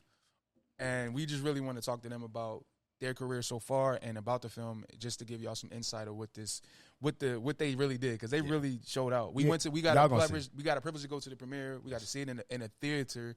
How I feel like people should, I feel like people should be seeing that film because they put so much into it. Yes. And I just want to give y'all another one, right? Yes, I mean? Just so y'all know, y'all did such a great job. I'm gonna go first. All right. And also, y'all answered a lot of questions that night too. So sorry if we asked y'all the same Jones, but some we just got to get across for the crowd too. But to start it off simple like that, how did you guys start to come together and collaborate? I'll take that one. So long story short, actually a couple of years ago, we released and this was like when me and Rahi were still in college, we did like another Punisher film that I don't recommend watching. Don't watch it. So long story short, this one was going to serve as the sequel to it, and that's how we kind of got started. And we started way back. I think it was like 2021, and then we were working on various different projects. So, and it just wasn't seeing the light of day like it should have. Like it was just a roller coaster, man. And so many things were going wrong. So many things weren't getting it wasn't going the way it should have. Long story short, and it was just a very hellacious process trying to get everything right. So we took a step back. Waited a couple. I mean, it was like a year or so. And mind you, in that time, we had different things going on in our lives. And so a lot to wrestle with. So we weren't even sure if it was going to see like the light of day again. But long story short, it did. We got back into it. And, for a while, like even going into this, funny enough, like we still thought it was going to be served as like a sequel kind of thing. Until me and Rahi kind of realized, we were like, yeah, we kind of have something here that really could stand alone and be separate, by itself. That doesn't, so people don't have to watch what we did, 5 years, that I don't recommend watching now. Again, that's part of being an artist, man. It's a part of the process of learning, and but that's kind of how it came about, and it was definitely a very process, because like even in the midst of filmmaking, we were still like writing the script in crazy ways, because again we were gonna have it like serve as like a big sequel and all this stuff, but then we were like, yeah, like we should just make this its own standalone thing, so people don't again have to watch what we did so long ago. And I guarantee if that was the case, they'd be like, yeah, I ain't watching the next one, this is trash. That's real, though. That's real. So that's awesome. Yeah, that's really it. So dope, man. That's super. That's awesome to hear the story, because it's like, I don't know, even with us, with making music, it's always just like, sounds meant to be after the fact. You know what I mean? Like, it's like you hear the story back and you're like, well, damn, I guess this was supposed to. This lined up pretty well. Okay. But you don't ever notice until, you go back. So that's really dope to hear. Yeah, that's super cool. Super cool. Yeah, so I'll go with the next one. What specifically made you guys pick The Punisher to do y'all films about? Was that some type of like, did y'all just grow up with the character, or y'all just attached to it, or what made y'all go into The Punisher for this? Yeah, so for me, I mean, I've been reading the comics since I was a kid. Like I've always, I think been attracted to the character for a very long time. I mean, Batman was always my number one. And back in the day when we first, Rahi knows, back in the day when we first started, the whole filmmaking thing, we would do like little Batman movies. And how it all started, which is crazy to think now. That's literally how it all started. But second in line was always The Punisher. And then I don't know, man. For me, like the movies, I don't want to say didn't do justice. I think the one with Thomas Jane was pretty dope, and I think all that went into the character. I think everyone that played the character did really well in their own way, shape, and form. But then I don't know, man. Something about that Netflix series, like just like the way they grounded him in reality and what John Bernthal brought to it, like I think it just inspired the crap out of us. So, and I think it really brought the character to a new level, to the point where, we were just really inspired and motivated to, to create something. And I feel like, the Punisher is a character that, and me and Rahi have had conversations about this, that Marvel tends to stay away from, just because he's so like violent and yeah, not the time yet. Yeah, crazy. Like, even I mean, like even watching the Thomas Jane one, like a bunch, you read the critic reviews, are like, yo, this is just violence and nothing else. Don't watch it. Don't give it the time of day. And I'm like, yo, like, and then even like when John Bernthal had his own series, it was kind of like it was a seesaw between the critics. And not that I always pay attention to that, but it's just like, I feel like a character like that, it's interesting to hear what people have to say, because it is very much a line in the sand. I feel like when it comes to that character, there's people on one side, people on the other. And then another conversation me and Rahi had was like what that skull symbol means to other people, and people in the military, and people in the police force, and how people take that out of context. And I don't know if you guys know this, but there was like there was an incident I think this was a couple years ago, but I don't know if you guys are familiar with like Antifa and all that, John. Is this what they did with the skull? Is that what you're talking about? Is that the same thing? Where people took the logo and like, yeah, we're taking about? Yep. Bad things, I guess I could say. For like bad thing, not good. Not So yeah, I mean, it's funny, just to think about what that logo means, and I don't know, man. Just not to sound too deep, but just like on a pragmatic level, I think that skull means something different to everyone in some way, shape, or form. And I know this is a character that resonates with a lot of people, especially in the military. So it's a weight that we don't take lightly, I think.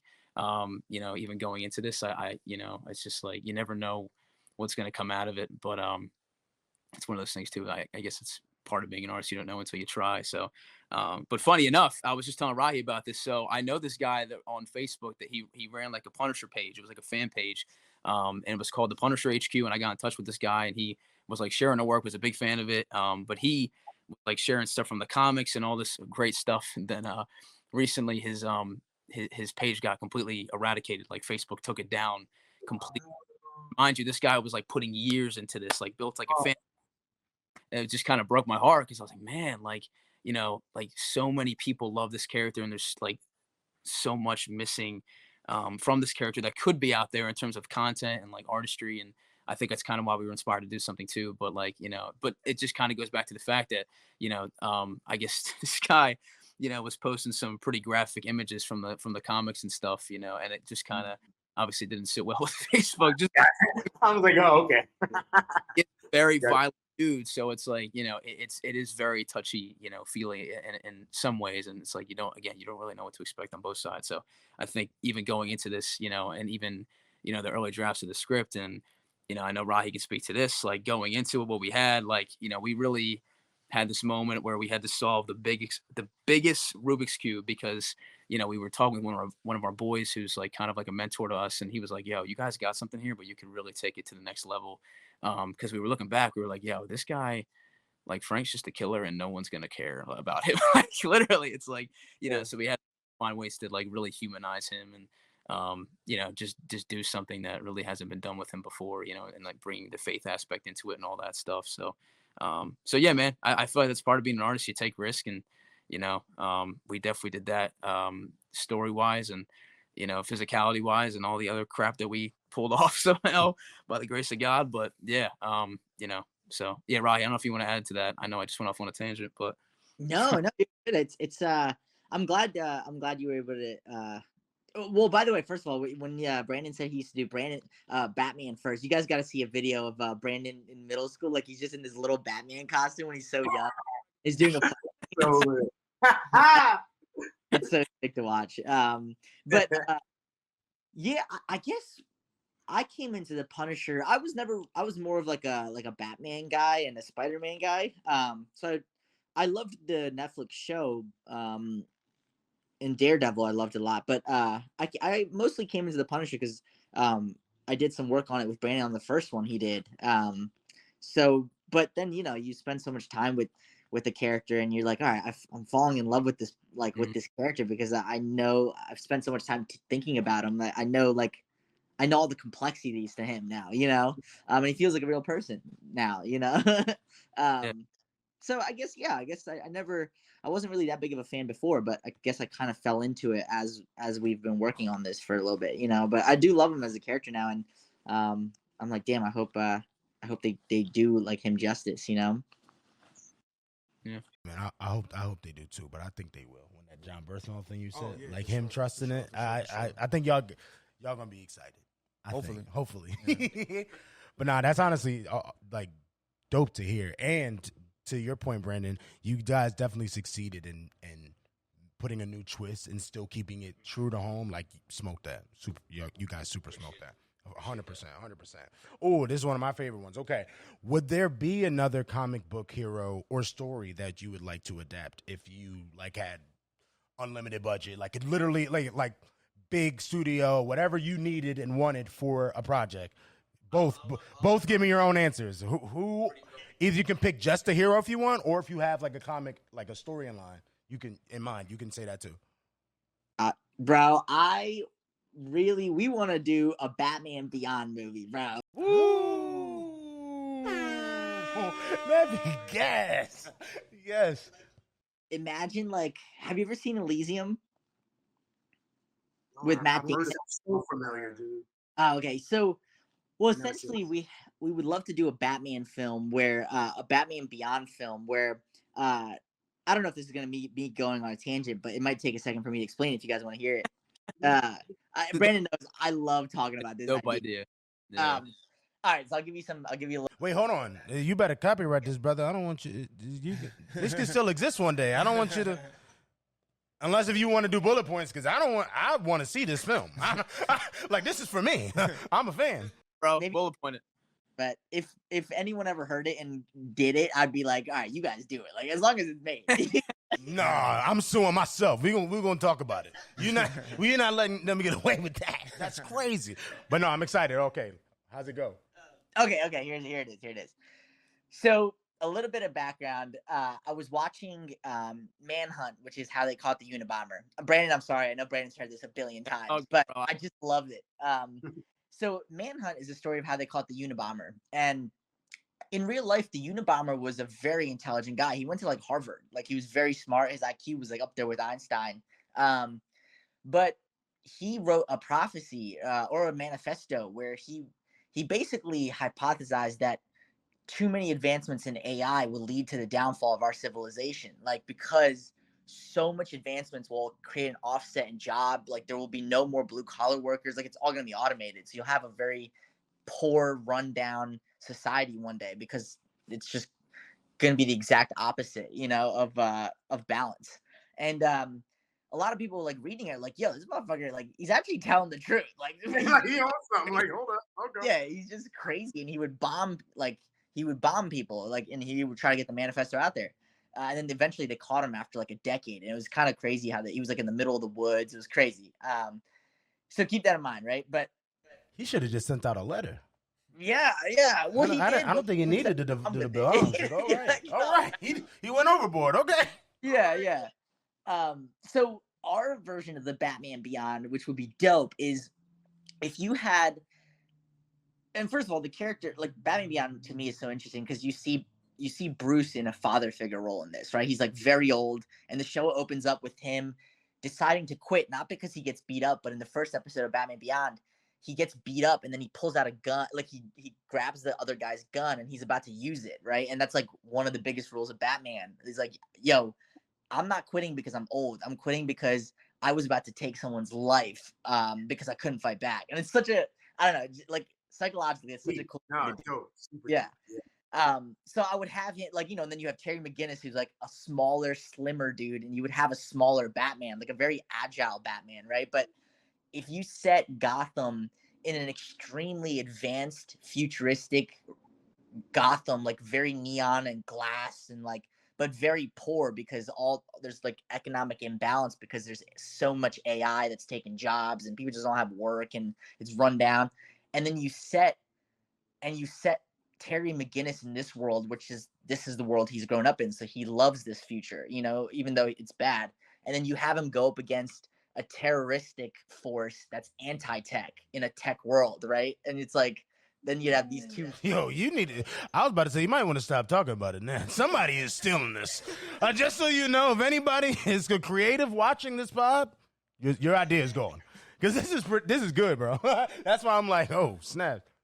There would be such a cool nuanced take on, like, Batman's always been a big brooding force, but I think this version of the Bat, we would do like a very, like, kind of like me and Brandon, like, we're smaller dudes, but that doesn't mean we can't pack a punch, like it's like a very agile, quick guy. And I don't know, there's some, like, I feel like we have gotten the modern Christopher Nolan Chicago Batman. We've seen Robert Pattinson in the past. I think now, like, a neo-noir, like, futuristic Batman, like a goth cyberpunk-esque Batman would be. Yes. No, that's like, you already sitting there, you visualizing it, right? Yeah. I'm watching, I'm trying to figure out who's getting casted. I'm like, is it like, if we do, is it y'all going, or because we'll start looking around. I'm about to A&R this thing. Nah, you spoke that, dude. Oh my gosh. Oh, well, okay. Brandon, do you have a different one, or because now I'm like, honestly, bro, like, I've thought about there's so many different routes you can take, but like, Rahi sold me that on that idea. Like, I don't know, we talked about it so many times now, and so, it's happened. One day, heard that pitch. I've heard it so many times, and it's like, yo, it's like, dude, I feel like if there's anything I'd want to do, it would be that. Yeah, 100%. Yeah. No, that's awesome. Yeah. What you do next one? That was All right, cool. Okay, cool. Yeah, I like that one too. Do you guys have? Let me word it right. Do you guys like have a goal, either individually or as a unit, to like end goal for y'all? Do you want to do like big studio stuff? Do you want to stay indie and just be able to like have the budget to do whatever you want? Like, what is your guys? This is what I want. The highest of the heights of it. Rahi, you want to take that first? Yeah, I'll go first. Yeah. Well, I mean, obviously this is my boy, so I always want to create with my boy. You know, it's just like it's such a privilege to have like a friend and I don't know, making movies is so stressful. It's so, I mean, it takes such a toll on you financially, physically, emotionally, you know, but just to have a friend that you're like, oh, like my boy, like, and I just want to create some dope art that people like, stories that, you know, we've always been kind of nerd, like we're cool nerds, you know, but I don't know, man, like characters mean, I don't know. I've always been blessed with like friends and like, but I know there's people in my life who are also big fans of these things who aren't blessed with that. And these characters mean that much to them, you know? So one, I just always would, you know, it's just a pleasure creating films with my boy, but I think like we would love to do,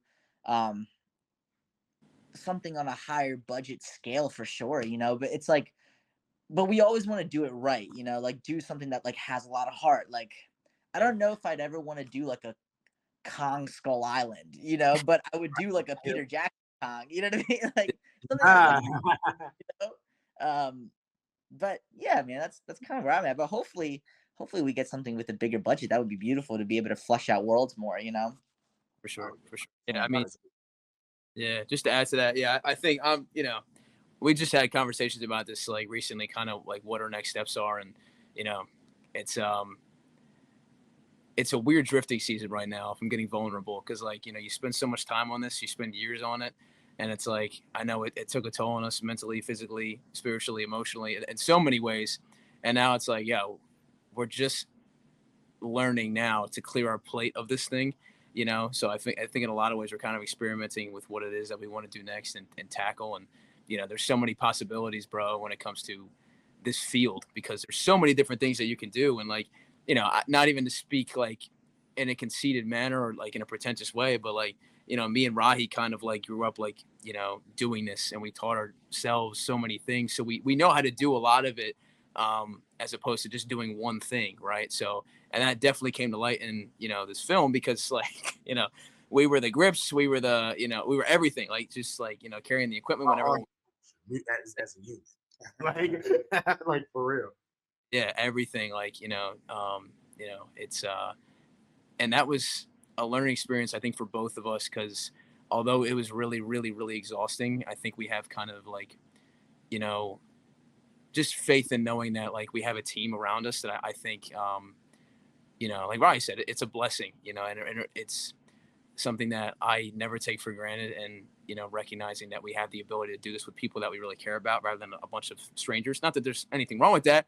And sometimes you got to build outside of that and meet new people. And that's how new ideas are acquired and formulated. And that's a great thing. But I think, you know, we grew up with our boys literally doing this in the backyard. And, you know, we still have a crap load to learn, as I always say. And, but I think this team is going to be sticking together for a while.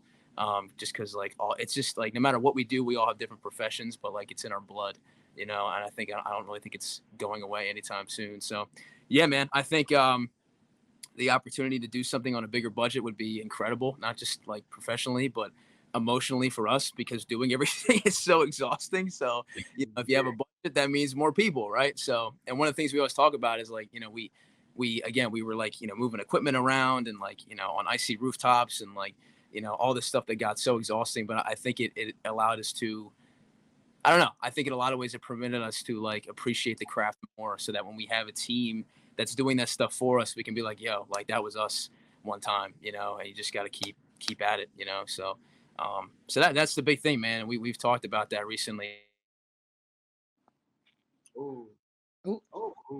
Lost our guy. Okay, all right. And now All you're right, back. you're back. We lost you for the last like 5 seconds. Oh. Yeah, I had a call coming in. That's my fault. It's all good. Nah, but honestly, bro, I loved your. Unless you were did you say everything you said? All right, cool. All right. No, honestly, bro, I love both of you guys' answers. Like, y'all should stay together. You know what I mean? Nah, for sure. Do that as long as life lets you do it, bro. Yeah. Like, seriously, you guys got something really dope. And yeah, just keep it going for sure. For sure. And if you need more songs, we'll never like holla at us. we For here sure. too. Mailman too. Like Mel, we are right here again. Just let us know. All right, you got the next one? Yeah, I got the next one. Yeah, love Mel. Love Mel. You have to get him on the pod too. I don't know if he be watching Marvel stuff. I'm not sure. We We'll got ask to talk to him. him. We'll see. But let me see. I might switch it around real quick.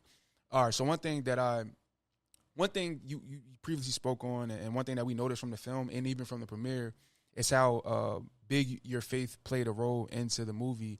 And being a follower of Christ myself, I wanted to talk to you about like why was that so important that you added that in to the Punisher film, and what did that mean to you to be able to do that in the film? Yeah, dude, that's a great question, man. I think I can talk about this for hours, literally. I mean, so I mentioned like when we first started the project like a couple years ago, long story short, like God was not involved in any way, shape, or form in the process, and I feel like my intentions were in the wrong place, if that makes sense, because I was like, yo, let's just make a cool movie and get this out there and impress a bunch of people, right? And if that's ever your mindset, I feel like that's never a healthy thing. Like Rahi said, I think whatever we create next has got to be inspiring and meaningful. And I don't know, it's just like, I know that seems like an oversimplification as an artist, but I think whatever I do, like I want people to walk away and be like, yo, that really like hit me. I got to think about life now. You know what I'm saying? Whether that's on like a faith level or just a life level in general, So, so when it came to, the aspect of, my faith being brought into this, it was, I didn't think, and I mean, and even the people I talked to at first, like right in the early drafts of the script, like, people were like, yo, it's the Punisher. How are you going to make that work at all? I was like, yo, like, let's start with the source material. Cause I don't know if you guys know this, but Frank Castle in the early versions of the comics, he was actually going to become a priest. Wow, I know that. Crazy. Yeah. So he was actually he was a man of faith, a big man of faith, until he realized he had all these questions, and he was like, "Yo, like how, he didn't see God in the way he did per se, like in our film, and I'll get into that in a second. But that's why he decided to join the military, just because he saw the broken world and was like, "Yo, I got to do something. I can't possibly think that God can fix all this." That was kind of his mindset, right? So I kind of started with that. I was like, "Yeah, what if we take that and like." Kind of go off with that a little bit and swing with that. So, I was like, yeah, what if we set it in a world where Frank's actually like taking a break, or not even taking a break, but just has walked away from becoming the Punisher in general. And, in the early draft of the script, that wasn't the case at all. He was still out there doing his thing. And I was like, yo, if we really want to humanize this guy and feel like, and make it feel like, he's just a guy and just like, something that people can care about. I was like, yo, I think we need to bring an aspect of faith into it. So like, what if he walked away from becoming the Punisher and he's just like, trying to get right with God and just atone for his sins?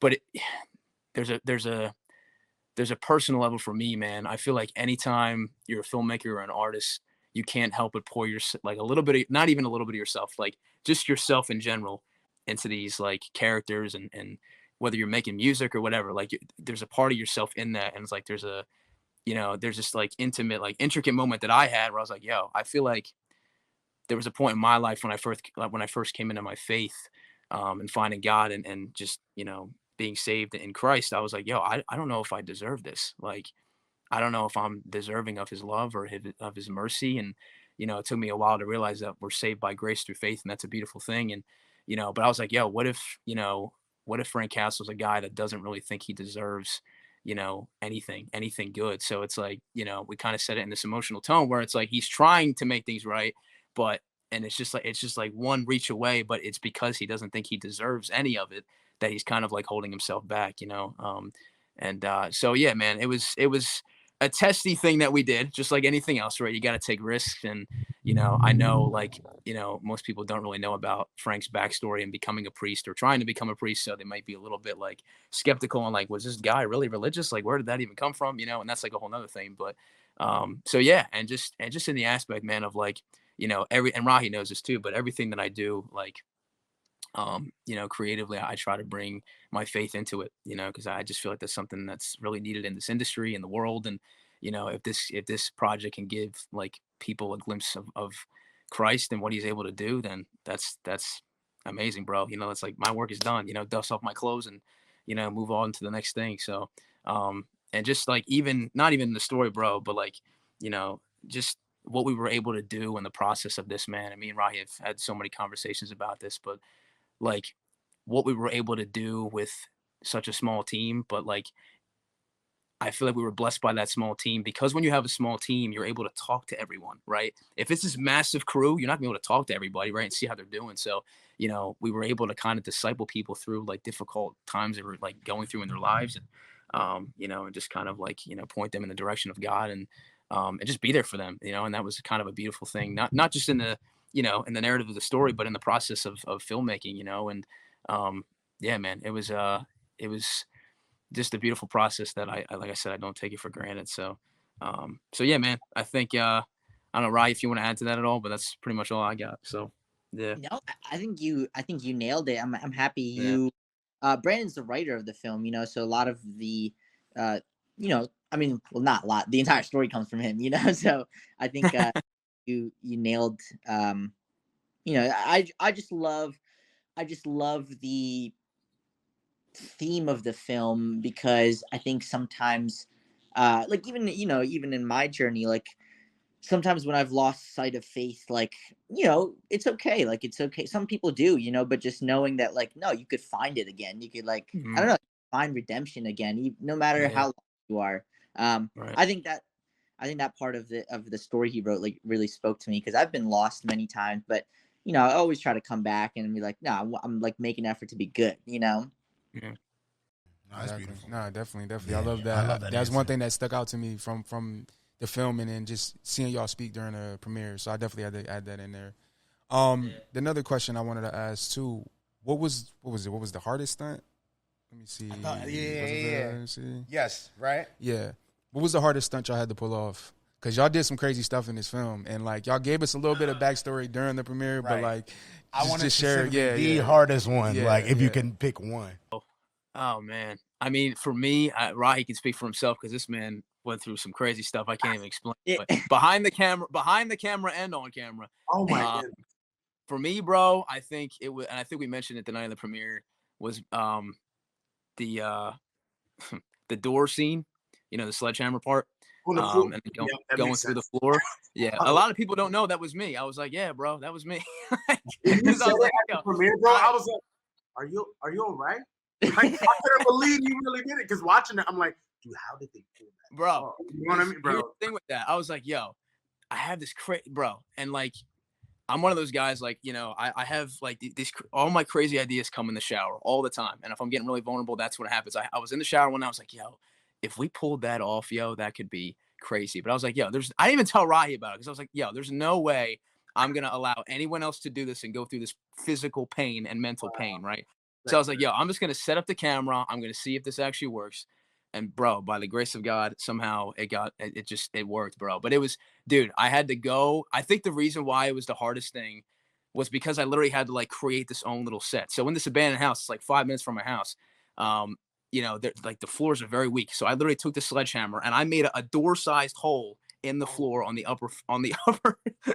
upper room, dude. I went all out. Yeah, y'all took a risk. That's crazy. So that happened, and then it was a matter of like, you got to think outside the box. You got to use your surroundings, and like, filmmaking is very much a calculated risk in so many ways. But, being that this was a house, there was a bunch of crap around. I found some insulation. I was like, yo, this could possibly break my fall.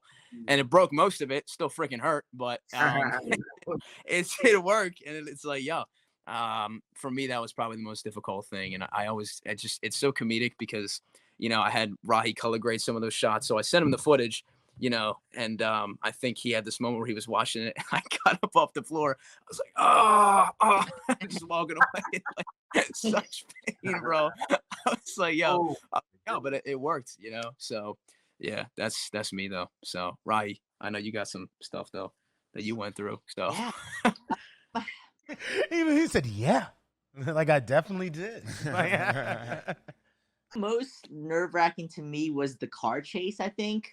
I think solely because, like, I don't know. I think there's so much pressure on, like, because it's done so low budget, we're using our own gear, and, like, that gear is what we use for, like, our livelihoods. Like, we even broke a camera on set, which is like we almost broke the camera. We're paying that money back, but we're using the camera that we're using to like do different gigs and use that money to pay the money back. But then you're strapping a camera that pays your rent to the end of a car and driving like 80 miles an hour. And it's like not a nice rig. It's like a rig you could buy from Amazon for like $180.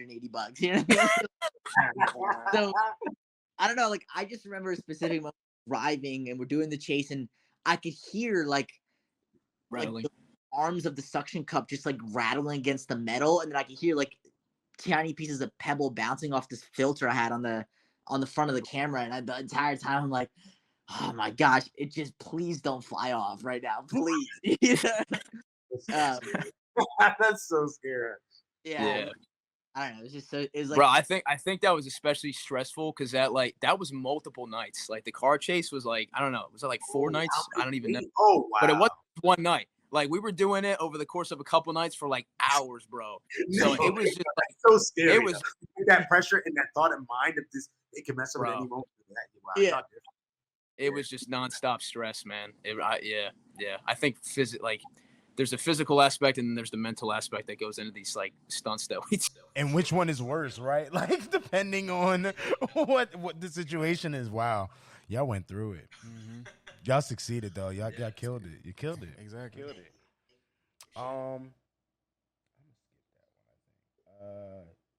Yes. Okay. So, writer, director, you also act and you were phenomenal at acting. You also acted and you were phenomenal at acting. So because of that, you can answer this question in any way that you really want to, like and from any of those perspectives.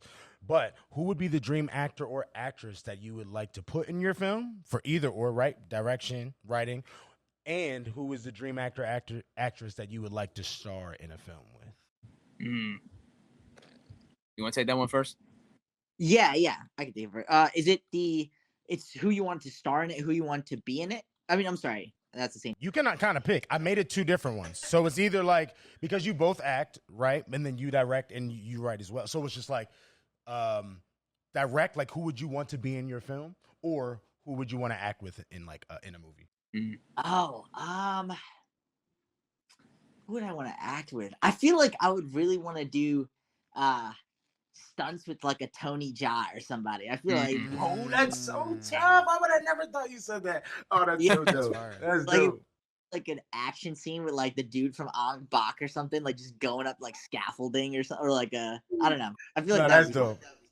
That's awesome. I like that answer. I like that. That's dope.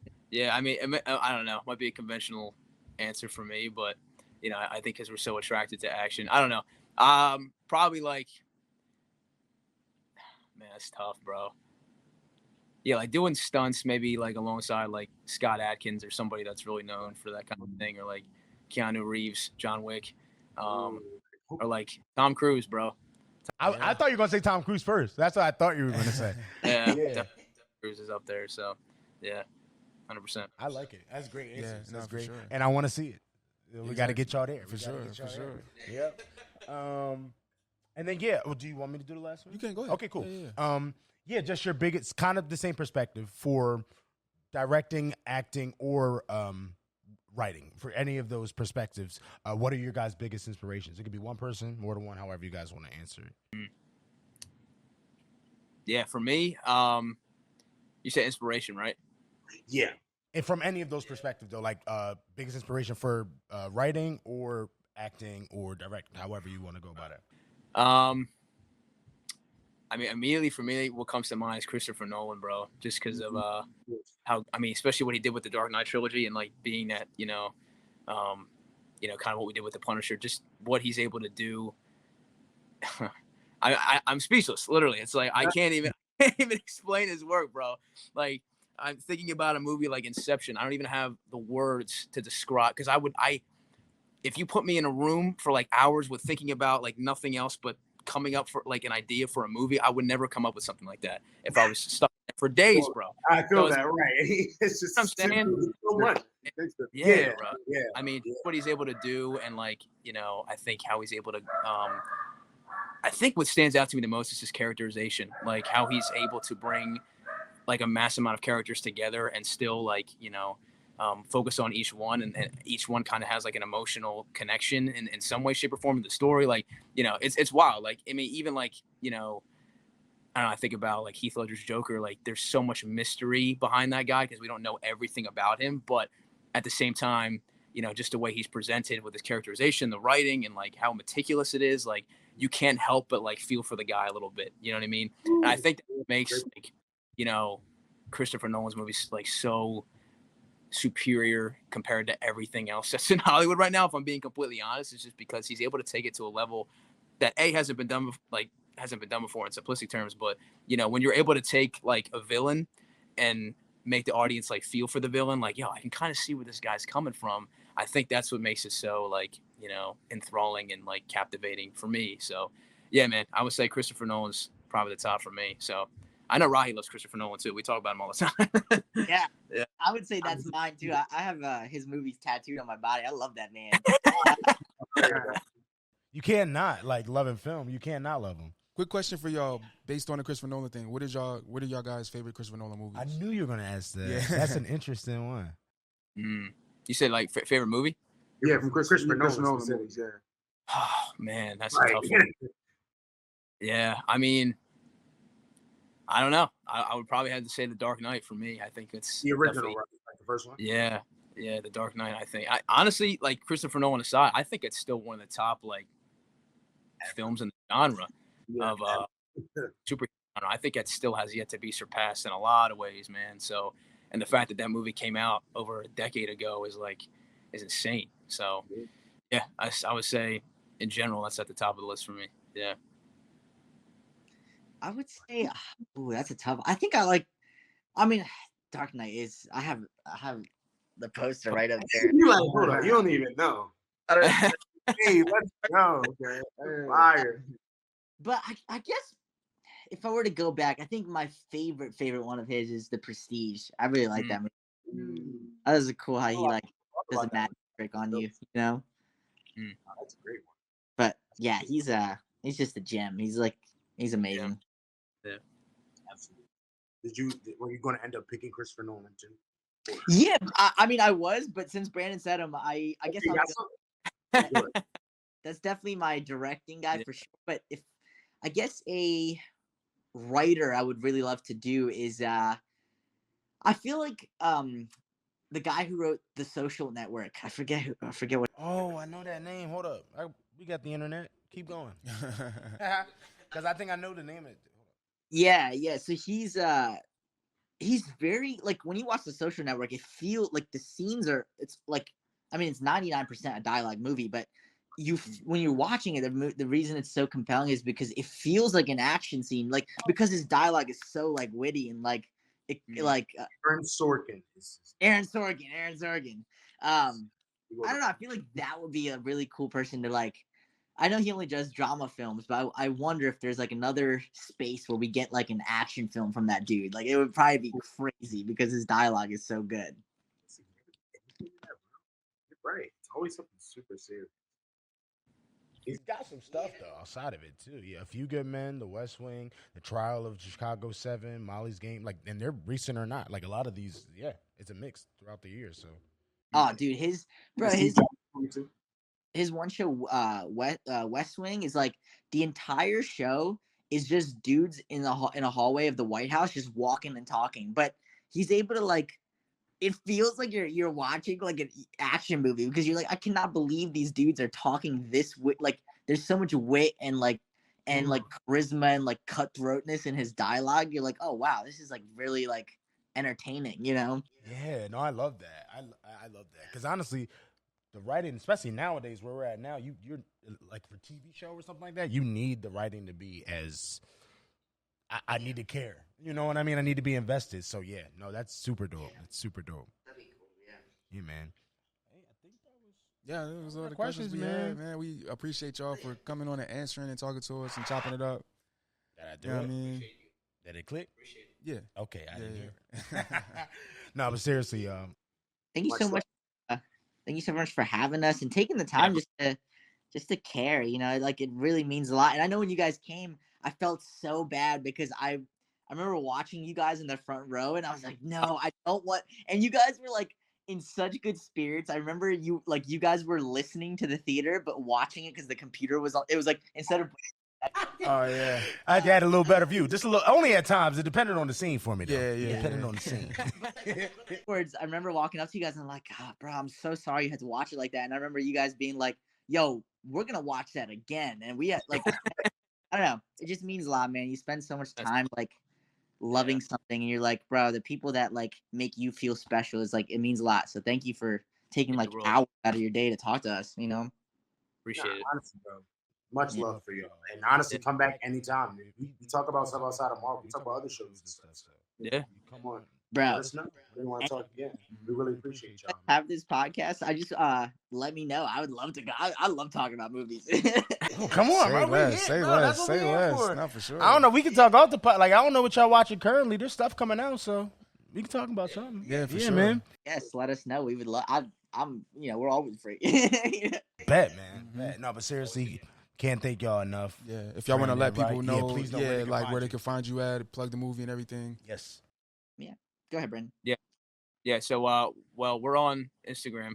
You know, I was thinking, bro, we should probably make at some point, because everyone asks me this. I'm like, yeah, we should probably make like some kind of like page where all of our stuff is, because like everything's separated right now. But anyway, yeah, I'm on Instagram. It's just my name, Brandon, and then period Forgione. And then our YouTube is Forgione Productions, where you can find, the full Punisher film. Yeah, that's pretty much it. So. And then my Instagram is Rahi Raval and is an underscore. And then if they type in YouTube Punisher Nightmare, that's where. Yeah. Definitely, and we'll make sure to put the link in the description as well on YouTube and in the podcast link, so y'all could just press the button down there and just get right to the short film and just be able to experience what these guys created. You know what I mean? Experience what we experienced. Exactly. Exactly. Where you go? We lost Brandon. Oh, it's okay. We go to the end anyway. We'll talk to him. Oh, right back. Hold up. And he's back. That was weird because it went all the way off too. Yeah, that was crazy. My bad. Seriously, can't think. No, you out there, bro. Can't thank y'all enough, man. But yeah, it was a great episode. I had fun talking to y'all. Seriously, episode 48. Listen 3000. Shout out to Agents of Fandom. Always go to agentsoffandom.com. Follow them on all social platforms, or check out Fandom Academy, Comic Corner, Agents of Fandom podcast, or us too. We're in the South Gallery studio. Real quick as well, we do have a House of the Dragon after show. Hey, that what we are we every doing? week? We forgot to play at the Bro, beginning. no. But yeah, if y'all like the dragons, yes, we talking about the dragons. Every Monday, us and Fat Thor from Agents of Fandom, we're talking House of the Dragon every Monday after the new episode premieres. So make sure to check that out on Agents of Fandom YouTube. Please, thank you for saying that. You know what I mean? And honestly, I ain't even gonna talk. I'll be talking heavy, but we smoked that last episode. We did a review of the last season. Yeah, and when this comes out, we got busy. The first episode will be out, so you got a double punch. You know what I mean? You can watch both episodes. Right. Yeah. Get ready right before the season starts. However, you guys want to get hit to it. But yes, good call out. And yeah, man, the Sound Gallery Studios, lovely place. Come record here. Come do things. Shout out to Zen. Yeah, man. That's it. It's 3000. We're out of here. Appreciate you guys. Thank you so much. I've been on pacing, running through spaces, territory that